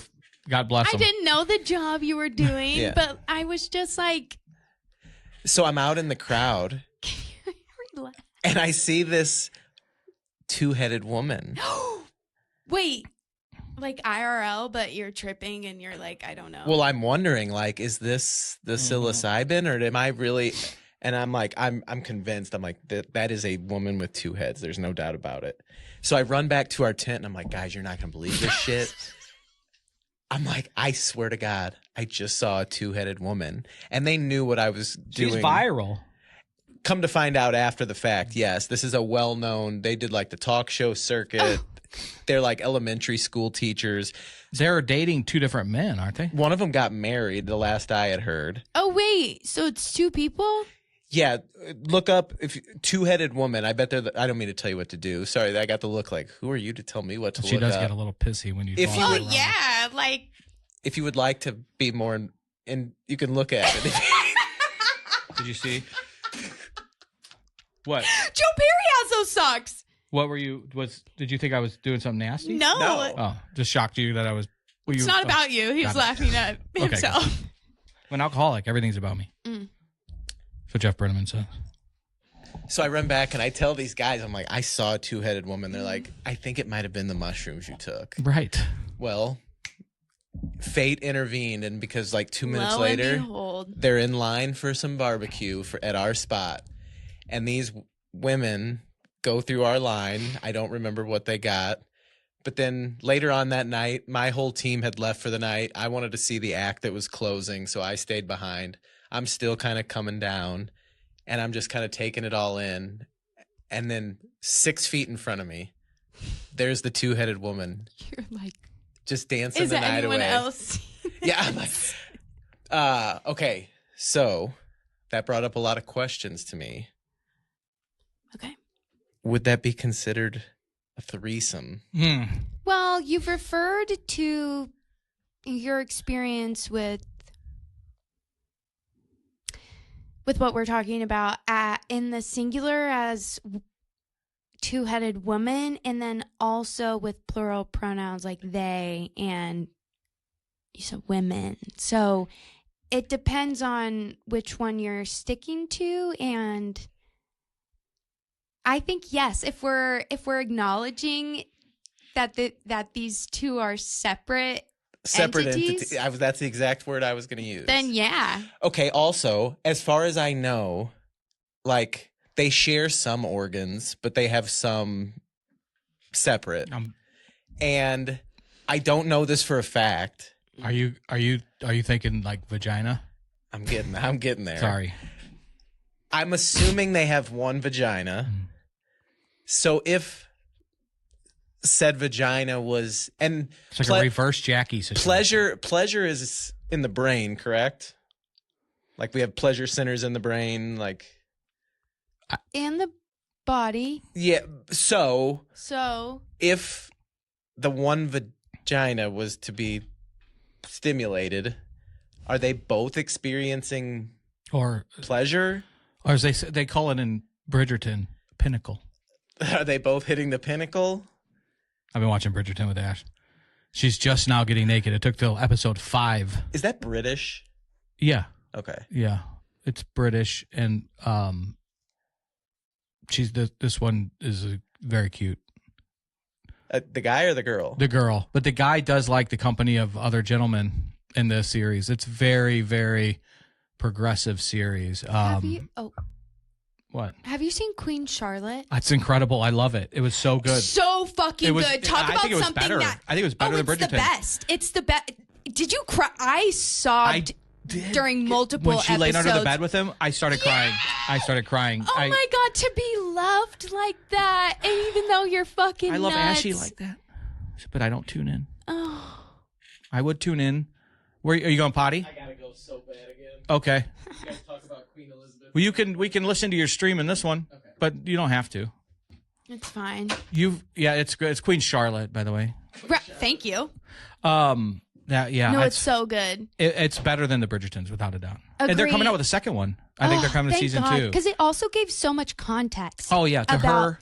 Yes. And Mrs. Donbury. Oh my god, like the drama. Oh my gosh. Yeah, and the friendship between the mom and Miss Stanbury. Yeah, I think I said it probably incorrectly with a horrible accent. Yeah, I wasn't even going to. Did you ask Brooke about her trashy British accent? No. Like Ashley sounds like an eloquent royal when she speaks her British accent. Brooke sounds like a drunk ass bitch from Liverpool. I'm screaming. It's horrible, but she it's good. But I'm like, I don't know if you're like drunk Irish or drunk Liverpool, like soccer hooligan. Right. And she's like, I know, because Ashley sounds so fucking like, she just like got this little dainty, like she could be a royal. That's like. And Kate Middleton is her favorite human being on the planet. I can't imagine Ashley yelling. Like. She doesn't. What? No, I don't. She doesn't. Oh, well, earlier you said you guys were screaming at each other in the foyer. Oh, yeah. And I just can't imagine her like being angry. It was with her eyes. Oh, yeah. Which is worse. Yeah. She on maybe 1 or 2 occasions has yelled at Charlie, but not like it's usually ouch Charlie, because like Charlie is all boy, and ouch Charlie was in Ashley. Ouch Charlie. But yeah, that one is good. So back to our two-headed friend. I don't know. I would have to probably get the advice of a medical professional on that, or social studies. I would say yes. Like if they're sharing a heart, where would the heart, so the heart and the bloodstream and stuff, like blood has to get to there. And so I would assume that they both feel it. Is that what we're still talking about? That was the most recent question that I had asked. Yeah. Yeah. This one is a little bit more morbid, and it's just out of scientific curiosity. Okay. Let's say one of them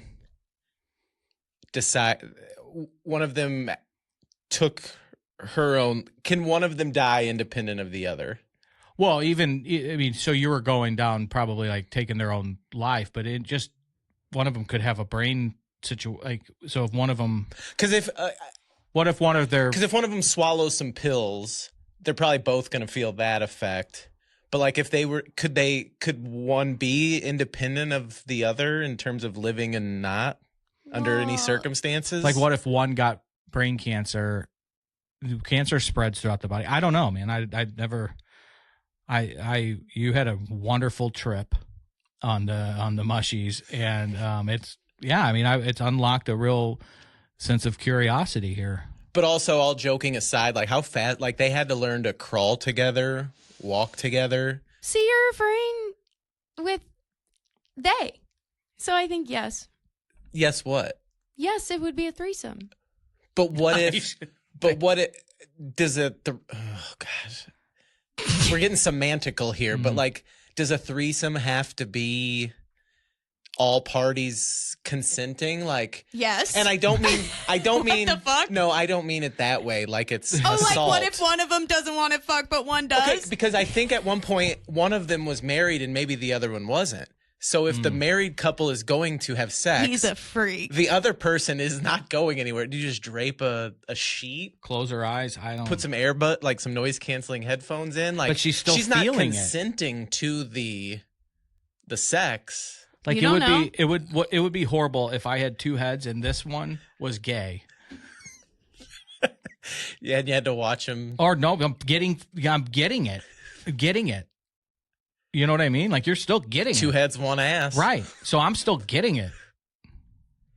He's loving it. I'm crying. If you guys are one being, would you be gay? You just want to say that, don't you? I'm following the only on Saturdays question. in 2026. $20 is $20. Jesus fucking Christ. These are all fair questions for the duo dogs. Take the vest off and we just run in the yard and play and wonder. With the duo dogs. Wait, I feel like I had other things I wanted to talk about. Don't you have a list of questions? We're not wrapped up. We got time. Well, I was doing a voice memo and I don't want to go back and listen to it. Oh, one of them was a pet peeve. But do you have something? There seemed maybe like a light bulb. Okay. No, Lights it's on, all just dim over here. Yep. Okay. Pet peeve is when it's like the sun isn't out. Like it's overcast right now, but it's not. Like it's very cloudy, but it's not dark. Like my eyes, I'm still headache season, squinting. baby. It fucking gives me bad headaches when it's overcast. Yeah, like gray. it like hurts my eyes. Like Welcome I'm to always. St. Louis. Yeah. Well, I sucks. guess. Yeah. Pet peeve. Like storm, bitch. I don't want this. Right, fucking storm or get out of the way. Like, I just hate when and even sometimes like when it's nice outside, like it's confusing to me when I can't even see the sun, but I'm like, I get all scrunched up for so long. Okay. Denver has 300 days of sunlight. That's what they say. I do want to hit on some tournament talk here because it's going to be when it is that time of year, and not to bore you with sports, but is Truman in or is Truman out? I don't follow it enough, so I'm just going because you're all football. All football. I enjoy March Madness, the tournament. I haven't watched one college basketball game across the sport this year. I heard Gabe this morning say that he won't throw a fit if they get left out. I don't know. I don't really care one way or the other. If you have to think this hard about it, if you're literally that much on the bubble, then if you're left out, you're left out. You probably should have won some of those games that you didn't win. Bingo. KG DGAF. Now, what was that? I said KG DGAF. What is DGAF? Oh, doesn't give a fuck. Where did you go? Did you go to Mizzou? I went to Webster. Oh, you're a Gorlock. Mm-hmm. So, college football, you're all in Ole Miss. I'm all in Mizzou. I'm Mizzou through and through. I just you like that hat. Every year, right. Well, for the last 2 years, I try to go to one of the home playoff games somewhere. So 2 years ago, I drove by myself and went to Columbus for Ohio State, Tennessee. Then last year, shout out Michael, big Gamecocks fan. Michael's helping me with some stuff. Gotcha. Shout out, Michael. And then this year I drove to Oxford for Fucking hate that Shane Beamer. Ole Miss Tulane. Bielma almost ended that little bitch. I do remember that. Almost ended him. Yeah, badly. Like, what a punk ass little bitch. Beamer? Yeah. Yeah. It's like he's the Mick Cronin of college football. That guy, like,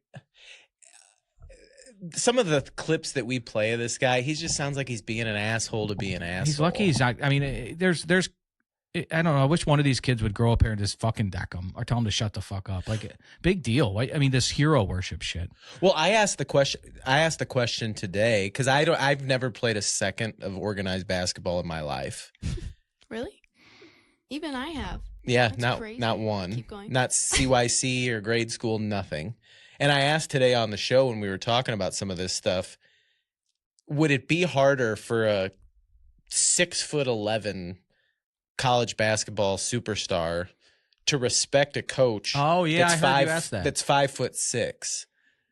Now, if they're a great coach that has a great resume and built-in equity, that's one thing. But like, you could see a world where you have a 21-year-old 6'11" superstar that's looking down at this man that's a foot and a half shorter than him. Like, who the fuck are you to talk? You know, It's like Van Gundy's you know, in the NBA. Remember those coaches? Stan and Jeff. I think Stan was short and pudgy, which all is like a double whammy. A little short fat fuck. Like, you can be not to body shame.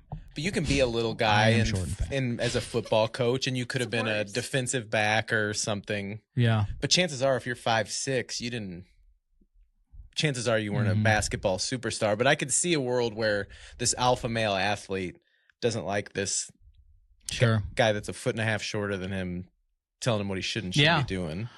I mean, Well, I can is see that that. like what a coach does? Like, you should be doing this. It's like coaches scream like you're this is what you're doing. Like, this is what you're, I don't know. Like, But does the message come off different from this guy compared to this guy in a sport where it pays to be that guy? well, it's probably not the first time he's been a shit ton taller than his coaches. Like, he's That's a good probably point. been doing that. I feel like respect is a choice. And like, if you're scared of that being taken away, especially as a freshman, it's like if you're starting or you're playing or whatever, like, you're probably shaking in your boots a little. Like, even a line I had, he was short, so I don't know if this still, but Frazier, perhaps, Chester Frazier, Chet Dog, like a few years ago. Trent Frazier. Trent, yes. He was a freshman. He was so good, but he was like kind of cocky. And then they would pull him. And so I feel like it's like, I think, was that a John Gross thing? God, don't remind me of that. fucking era. You don't get into the sports talk when these conversations kind of go off the sports realm. Did you have a sports back? Did you play anything as a I kid, did. as a teenager? Were you? I played 3 varsity sports in high school. What'd you do? 3? Mm-hmm. Did they cut anybody? They weren't selective. So I played varsity basketball my freshman year, and then varsity volleyball my freshman year, but just because there weren't enough people to have a JV, I took a lot of stats poorly. It was loud and everyone's moving. And Volleyball? Yeah. And basketball. Anyway. Bob's daughters, my guy Bob, his daughters were Lafayette volleyball players, state champions a couple years in a row. He said there was a Dads Against Spandex club. Oh my God, we weren't allowed. Like, we had spandex, but we had to wear shorts Like over Umbros? it. Yeah, because my freshman year was when I went to that like really small Christian school. Oh, yeah. And then, I used to go to the high school volleyball games all the time when I was in high Yeah. school. Love the sport. mm-hmm. Um, And I played varsity soccer my senior year of high school. really? Yeah, because Interesting. they have to play seniors varsity. Okay. I got really close with the assistant coach on the bench. Oh, okay. Broke the fuck out of my ankle. Were the athlete guys ever your type? Guys like weren't Not a, into. I think I had built a reputation at that point that it was like do not fuck with her. Like She was do like not. more of a Dungeons and Dragons guy. So Shut the fuck. I was asking that because I was just curious, like if there was like a athlete from a certain sport that you found yourself like, ooh, I was into the hockey players. Oh my God. Okay, honestly, the hockey players, there were only a few of them at my school because we didn't have a team at my school. So it was just a few There's a from thing each about us. school. And then Hate they to say would it. go to the ice rink, like the Civic Center one. And then they had the Decatur Flames is what they were called. Yeah, that's yeah. They're not. I mean, it's a like if they're in that youth program. If you're playing Pee Wee AA, you went. So I was coaching Champaign when I was in the school. The Pee Wee AA team, we would get in a Pee Wee maybe B1 tournament because just the talent level. But I will tell you, not to hijack your story. I coached a lot of hockey. I've had pucks fucking fired at my head since I've been a little kid by coaches. My favorite experience coaching hockey was that year in Champaign, that Pee Wee AA team that I coached, because there wasn't one kid on that team whose parents thought he was going to the show. And it was the best experience of my life. Every kid was there, wanted to play hockey and have fun, and we didn't have one parent that was a fucking idiot. How old were these kids? Pee Wee, so 12, 11, 12. Were you more of the coach that was concerned was winning the number one priority, or was every kid playing? If there's 5 to go in the third and it's a tie game or 1 goal hockey game, I'm gonna put the kids out that are fucking playing that. And I guess hockey's a little different because there's lines and shifts. Because like baseball is more my background, and I guess it's easier for a kid in baseball to go the whole night without having played. Right. I hope you haven't read some of my unfortunate texts again, mocking baseball a little bit comparatively. It's nothing personal. It's kind of funny. Don't take it personally if you read those. I typically don't get to see it. It's not in front of me till that last hour. That text inbox is going to be my Achilles heel one day if that ever gets public. But yeah, same thing. Basketball, you're going to play your top 5 probably. But I'll have the kids out there that are either the ones that are going to put the puck in the net or the ones that have been fucking skating that night. If you could be my Jordan Kyrou, but if you haven't been skating that night, you're not. I mean, that goes.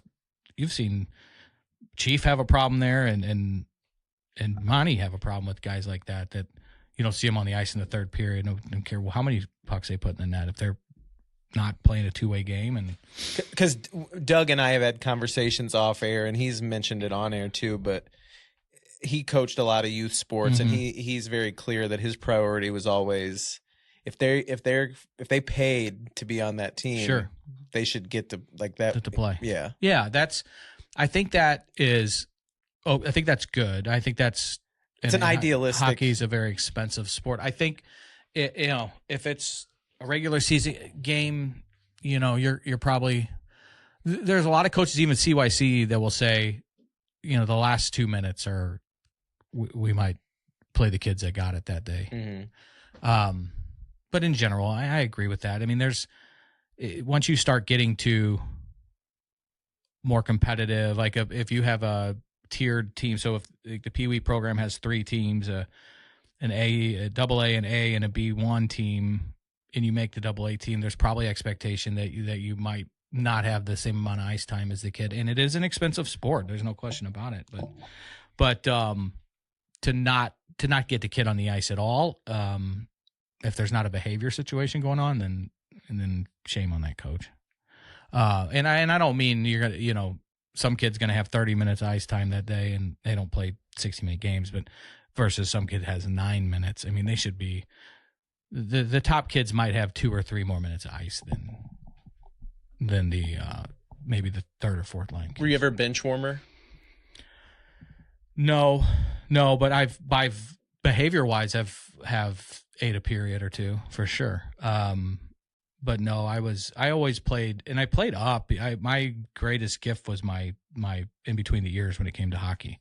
I could see I had to use a St. Louis sports analogy, was very Marshall Faulk. Could see the play happening in front of me, and I was a smart hockey player. I grew up, with a dad that played his whole life, and then was a student of the game, still am, and and a ref. So I knew all the rules. I knew which ones I could bend. I knew all the referees, and I would fucking exploit the shit out of that. But And it takes moxie to do that. And I'm not taking a shot. You're okay. I'm the same. Like obviously, you and I, Mhm. shorter guys, Yeah. little stocky, little stout. I was a fat kid. What we may have lacked, I think, typically as an athlete, if you lack some of the physical stuff, you need to be more dialed into the mental side. And Yeah, if I was not sharp mentally, I mean, I was never the fastest. I was fast enough to play junior B hockey. At junior A, I probably would have been scratched. I could have that's when I would have probably started sitting or been scratched if I played full year junior A, which I tore my groin fucking off my leg, and that was the end of it. And then I was like, rehab it, get it surgically fixed, or drink beer and chase pussy. And I chose the latter. And I'm going to be crass, but I went to U of I, then I coached, and beer turned to whiskey. And I was never really beer in the first place. I was pretty much always a hard liquor guy, but, yeah. And then I didn't even like to play men's league, because if I was not at the top of my game, I didn't want to play because I was fucking embarrassed of myself. It's really probably a mental condition.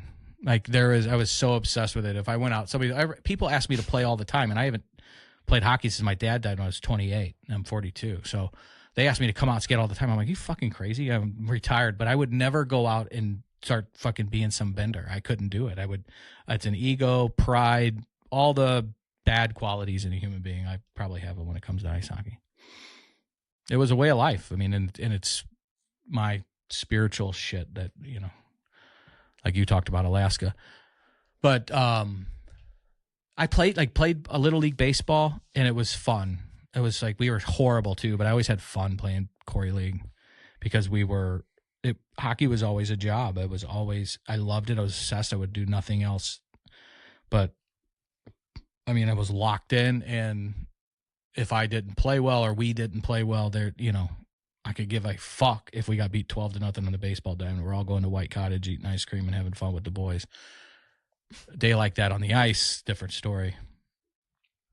No one, you have to run me over the Zamboni to get off it. So, are you a sports fan in any sense now? Like, do you find yourself watching anything? Are you no Blues, no Cardinals, no football? I'll go watch. I mean, she tailgates. Yeah. Her dad, Joe, is the best tailgater on the planet. Yes. So we got to spot it. In Champaign? Have you never been to an Illini football game? You'd like it. Oh my gosh. Especially that we're good now. My ex was a Illinois fan, and I think I went to one basketball game there. Yeah. The Assembly Hall, baby. Yeah.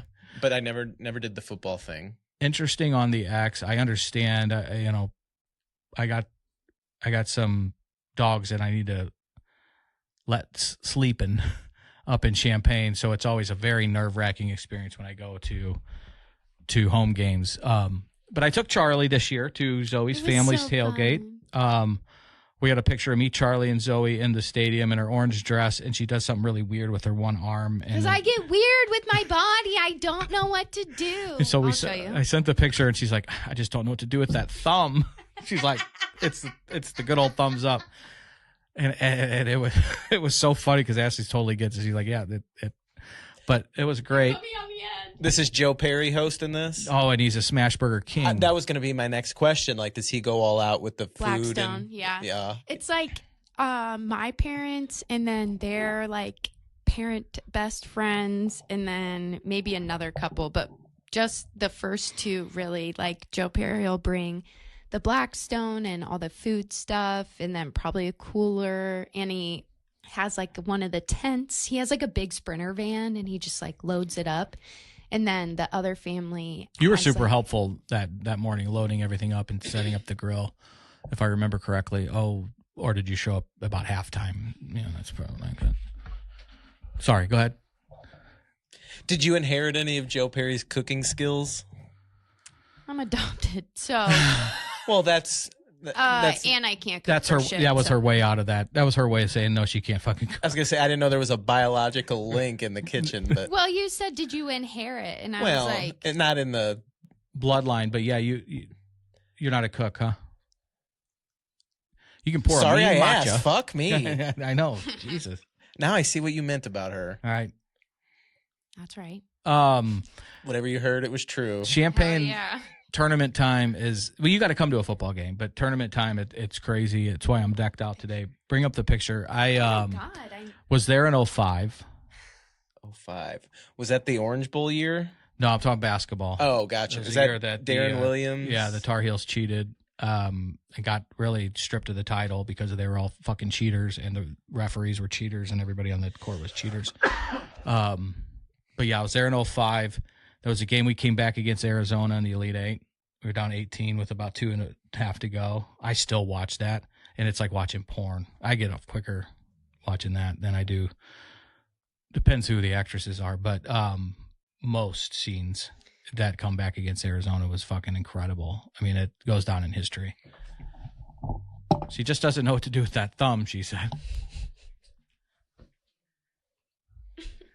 And the dress is so cute. Like, it's literally, it was such a cute outfit. And then I was like, you were such a good host, too. Charlie has a blast. That was the Ohio State game that we got killed by Indiana, which so did everybody. That game, actually, that loss was aged well as the season went on, even though it was a blowout. But Ohio State, we had 3 turnovers early, and you just can't play Ohio State and not, you have to be flawless if you're Illinois to beat them. Right. But it was a great day. It was the perfect the Saturday. weather was you could not dial it up better. I miss college football so much because it dominates my Saturdays in the fall, whether I'm going up to Columbia for a game or on a road trip with my dad or just watching on TV all day. My Saturdays now just feel so empty and boring. I should have other things I could be doing, but I just want football back. Zoe, give me fucking. And it's a football short back. and it's a short season too. So, well, have you? So you haven't schedule's not out. You haven't mapped out yet your next year. The schedule's out, but I don't know where you and Dad are going to head to. Yeah, I think maybe Oxford. I feel like that's on. What the are the list. chances we get you to Champaign for a game with the Perrys? Sure. There's got to be a weekend where Mizzou's on the road and I'm not going and Illinois is at home. I'd definitely go. okay. That's so fun. Especially if you've never been. I mean, it's fun. It's fun. I used to. God damn that town. I'm like our hero. I'm about 15 hours short. Really? Yeah. I snorted my way right out of that camp. I was going through a lot, but You didn't go there, right? Hell no. It is so fucking big. That's what she said. Sorry, it was too easy. Yeah, valid. A lot of people, like everywhere. It's very spread out. I'm not good at being on time. I knew immediate. Like Champaign as a whole stresses me out. I'm like, oh God. Like in the summer, it's not bad. You had one sister go there? Mm-hmm. Yeah. So Tessa went there and now she's like in Chicago and it makes so much sense because that's like her like she pace. needs people and big and yeah. Tessa said once, I think every time Zoe's overstimulated, I'm understimulated. That's funny. That's perfect. Because every time I'm like on the edge, she'll start doing something like tap, tap, tap, tap, tap, tap, tap, or like, I'm going to kill it. That's perfect. I love it. Yeah. So yeah, we'll have to get you up that, and then Selection Sunday is this Sunday, and that does Thursday, Friday, Saturday, the first weekend. I've always wanted to go to Vegas one year for it. Even sober, I would do it for that. You know, I think so.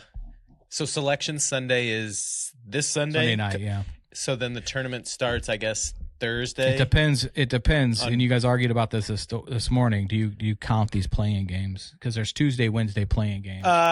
They don't call it that anymore, though. They call it the first four. Yeah. I don't. It's semantics. Right. It doesn't bother me one way or the other. But you know, Thursday and Friday are the two biggest vasectomy days of the year. Why? Because men will schedule a vasectomy for the first day of March Madness. Oh. That way they have an excuse to take off work I'm screaming. And lay on the couch all weekend. with a sack of frozen peas on their nuts, and they just sit there all day because they have to. Oh my God, that's a genius. I've done a vasectomy every year for the last 3 years. You just keep getting it. I've had 3 vasectomies, all on the first day of March Madness. Well done. Just making sure that, yeah. Just Got to triple check. I know my cousin had a vasectomy and a reverse, and then a guy had a baby, and then another one. One year, my fantasy football team name was a secret vasectomy because I always joked that if I happened to fall in love with a woman that wanted kids, that I would just go get a vasectomy on the side and then be like, "Sorry, babe, I don't know, Shooting blank. I'm trying." But then when you go to the doctor and he pulls out your file, it's like, "Oh, it's because of that vasectomy you had 2 years ago." Yeah, she would feel a little betrayed. Oh yeah, Sure. What? I think that. Yeah. So do you just tell them up front? that I've had 3 vasectomies. Sure. Just keep snipping away. So if Mizzou's in, you'll really be glued in. If Mizzou's in the tournament, no, Okay. yeah. If they win all the way, I'd love it for them. If they don't even make it, I won't lose a second of sleep. It could fuck up podcast recording. We'll see. I gotta find out what the schedule is. Okay, well, Sophie Perry's bachelorette party might When is that?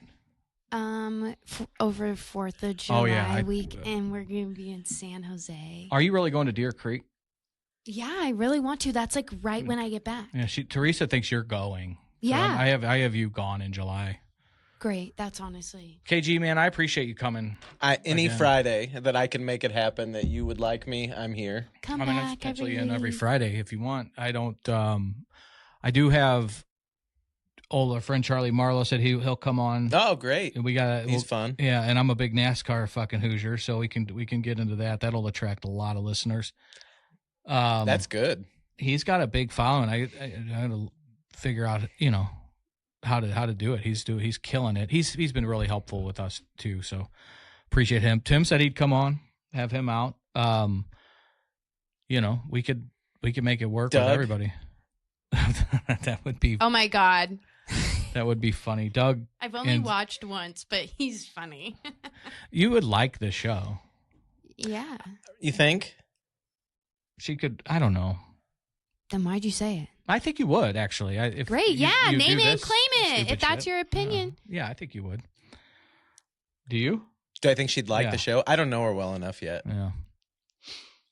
I mean, you really check out anytime there's a mention of a ball or a puck. Okay, I think she would have liked. Yeah, I got what you're saying. I think you would have liked old TMA. Current, Pre ESPN. yeah, Mm.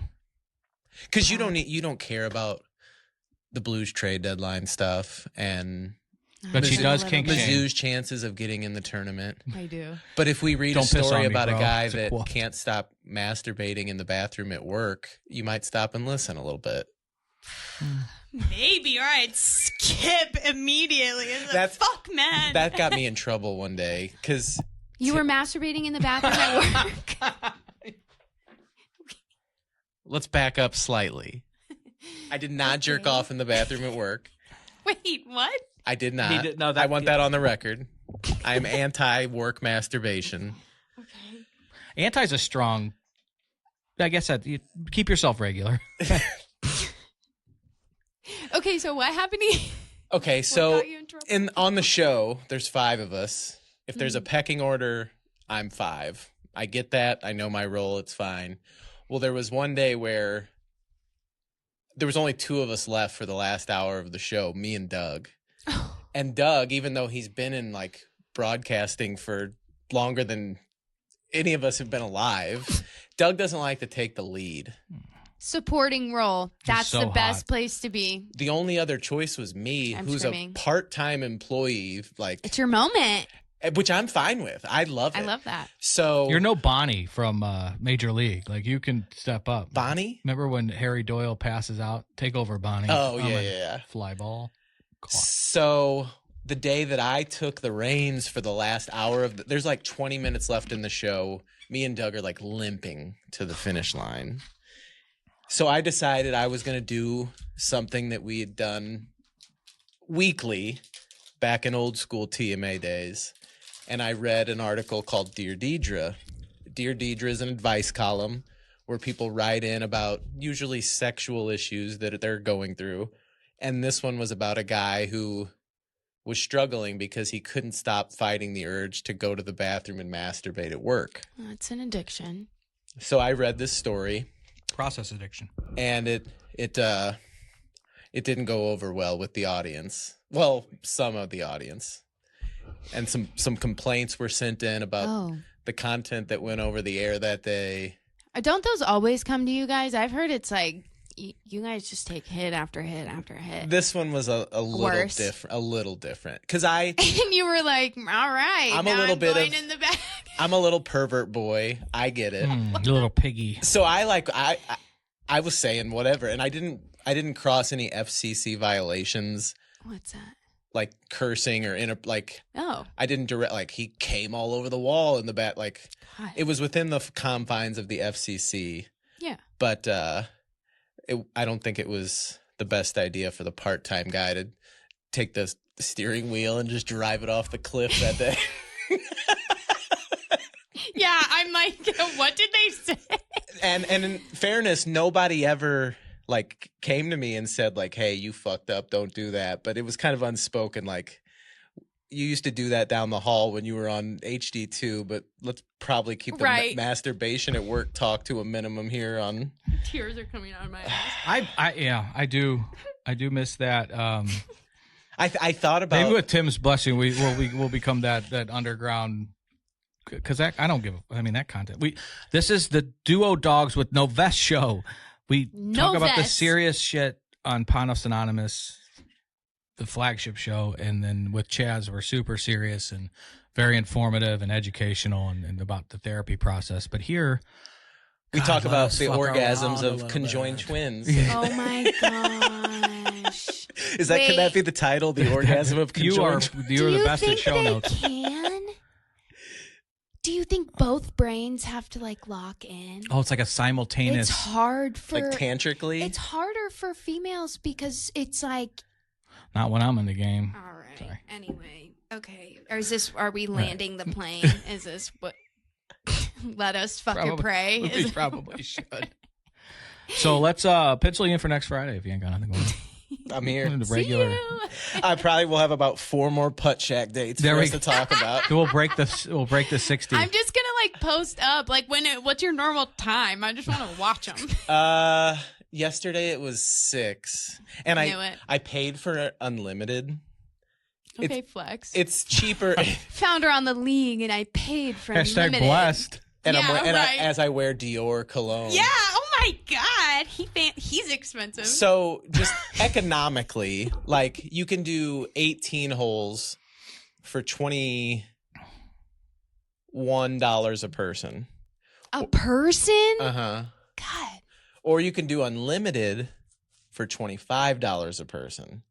Now if the fun never ends. Yeah, if the date's going well, like let's fucking putt all night.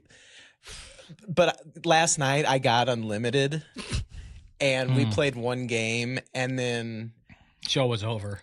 And I was down to play more. I'm like, fuck, I played. I might as well work on my short game while I'm here. But then we were sitting at the bar talking, and I don't think she knew I bought unlimited either, so I'm not blaming her. But at one point she goes, "All right, well, will you walk me to my car?" And I was like, "Sure, absolutely, yeah." Just because that's a great outro. Well, except for anyway. In terms of what? A date. Like when I want to leave, when I'm done. Hey, can you walk me to my car? Instead of I'm right. gonna leave. Like Culpeppers. That's more. I want to have him on too with you. Yeah, I'm That'll down. be fun, Iggy. Aww. Me and Iggy haven't always seen eye to eye. At least in the public, like. I think like. Have you seen? Yeah, go ahead. I think Iggy's thing is just like arguing with people, and I love that because me too. And actually, the thing is, I've learned over the course of knowing him and then starting to learn a little bit more about myself. I think me and Iggy are a little more alike than we ever really thought. Sure. How does that make you feel? Your deal. All right. He's processing. Listen to Needed to Hear That. It dropped this morning with Chaz about loving yourself. Thanks for being here. I think I want to like find you a girl, but this is so much content. This is so much content. You're Well, if not having a girl, if I'm coming back next Friday. Yes. With maybe a little tease here. Okay, there you go. Earlier, we started to You are talk getting about. better at teasing. We talked about the tease. one of 4 Okay. and the Rihanna gif I sent. Yeah. And then ADHD kicked in on all of us. Always. I'll have more.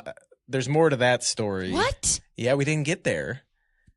And then maybe I thought she just didn't respond. No, You are getting better at teasing. No, I told you 7 Oh yeah, rapid we didn't fire even talk texts about came that. in. We're so bad at this. Yeah, I thought she was yelling at me like, "Leave me alone, you fucking psycho." So are we gonna end this? Or are we gonna hear this? You tell me. But next week. I gotta pee. You're getting better at teasing, aren't you? 7 messages. Jason Barrett would be so fucking impressed. And I'm looking at my phone like, "Oh my god." She's See, just That's eating me like, up. I'll just maybe see the preview, but just open my phone, delete, whole conversation, be done. TLDR, she says. Yeah, don't even read them. Let's start fresh. Don't do that to me, please. I need you to absorb. Anyway, Absorb, Zoe. I'm fucking trying. There's just so much. Be a sponge. Thanks for having me. Thanks for being here, Zoe. I need to be a replaced sponge. What? Great job, as always. Thanks. You have $1 million smile, expensive smile, and I appreciate Sponsor. you coming, KG. We'll see you next week, and we'll hear about the 7 text messages. We'll All right. lead off with that. All right, see you, everybody. Let us pray. Bye.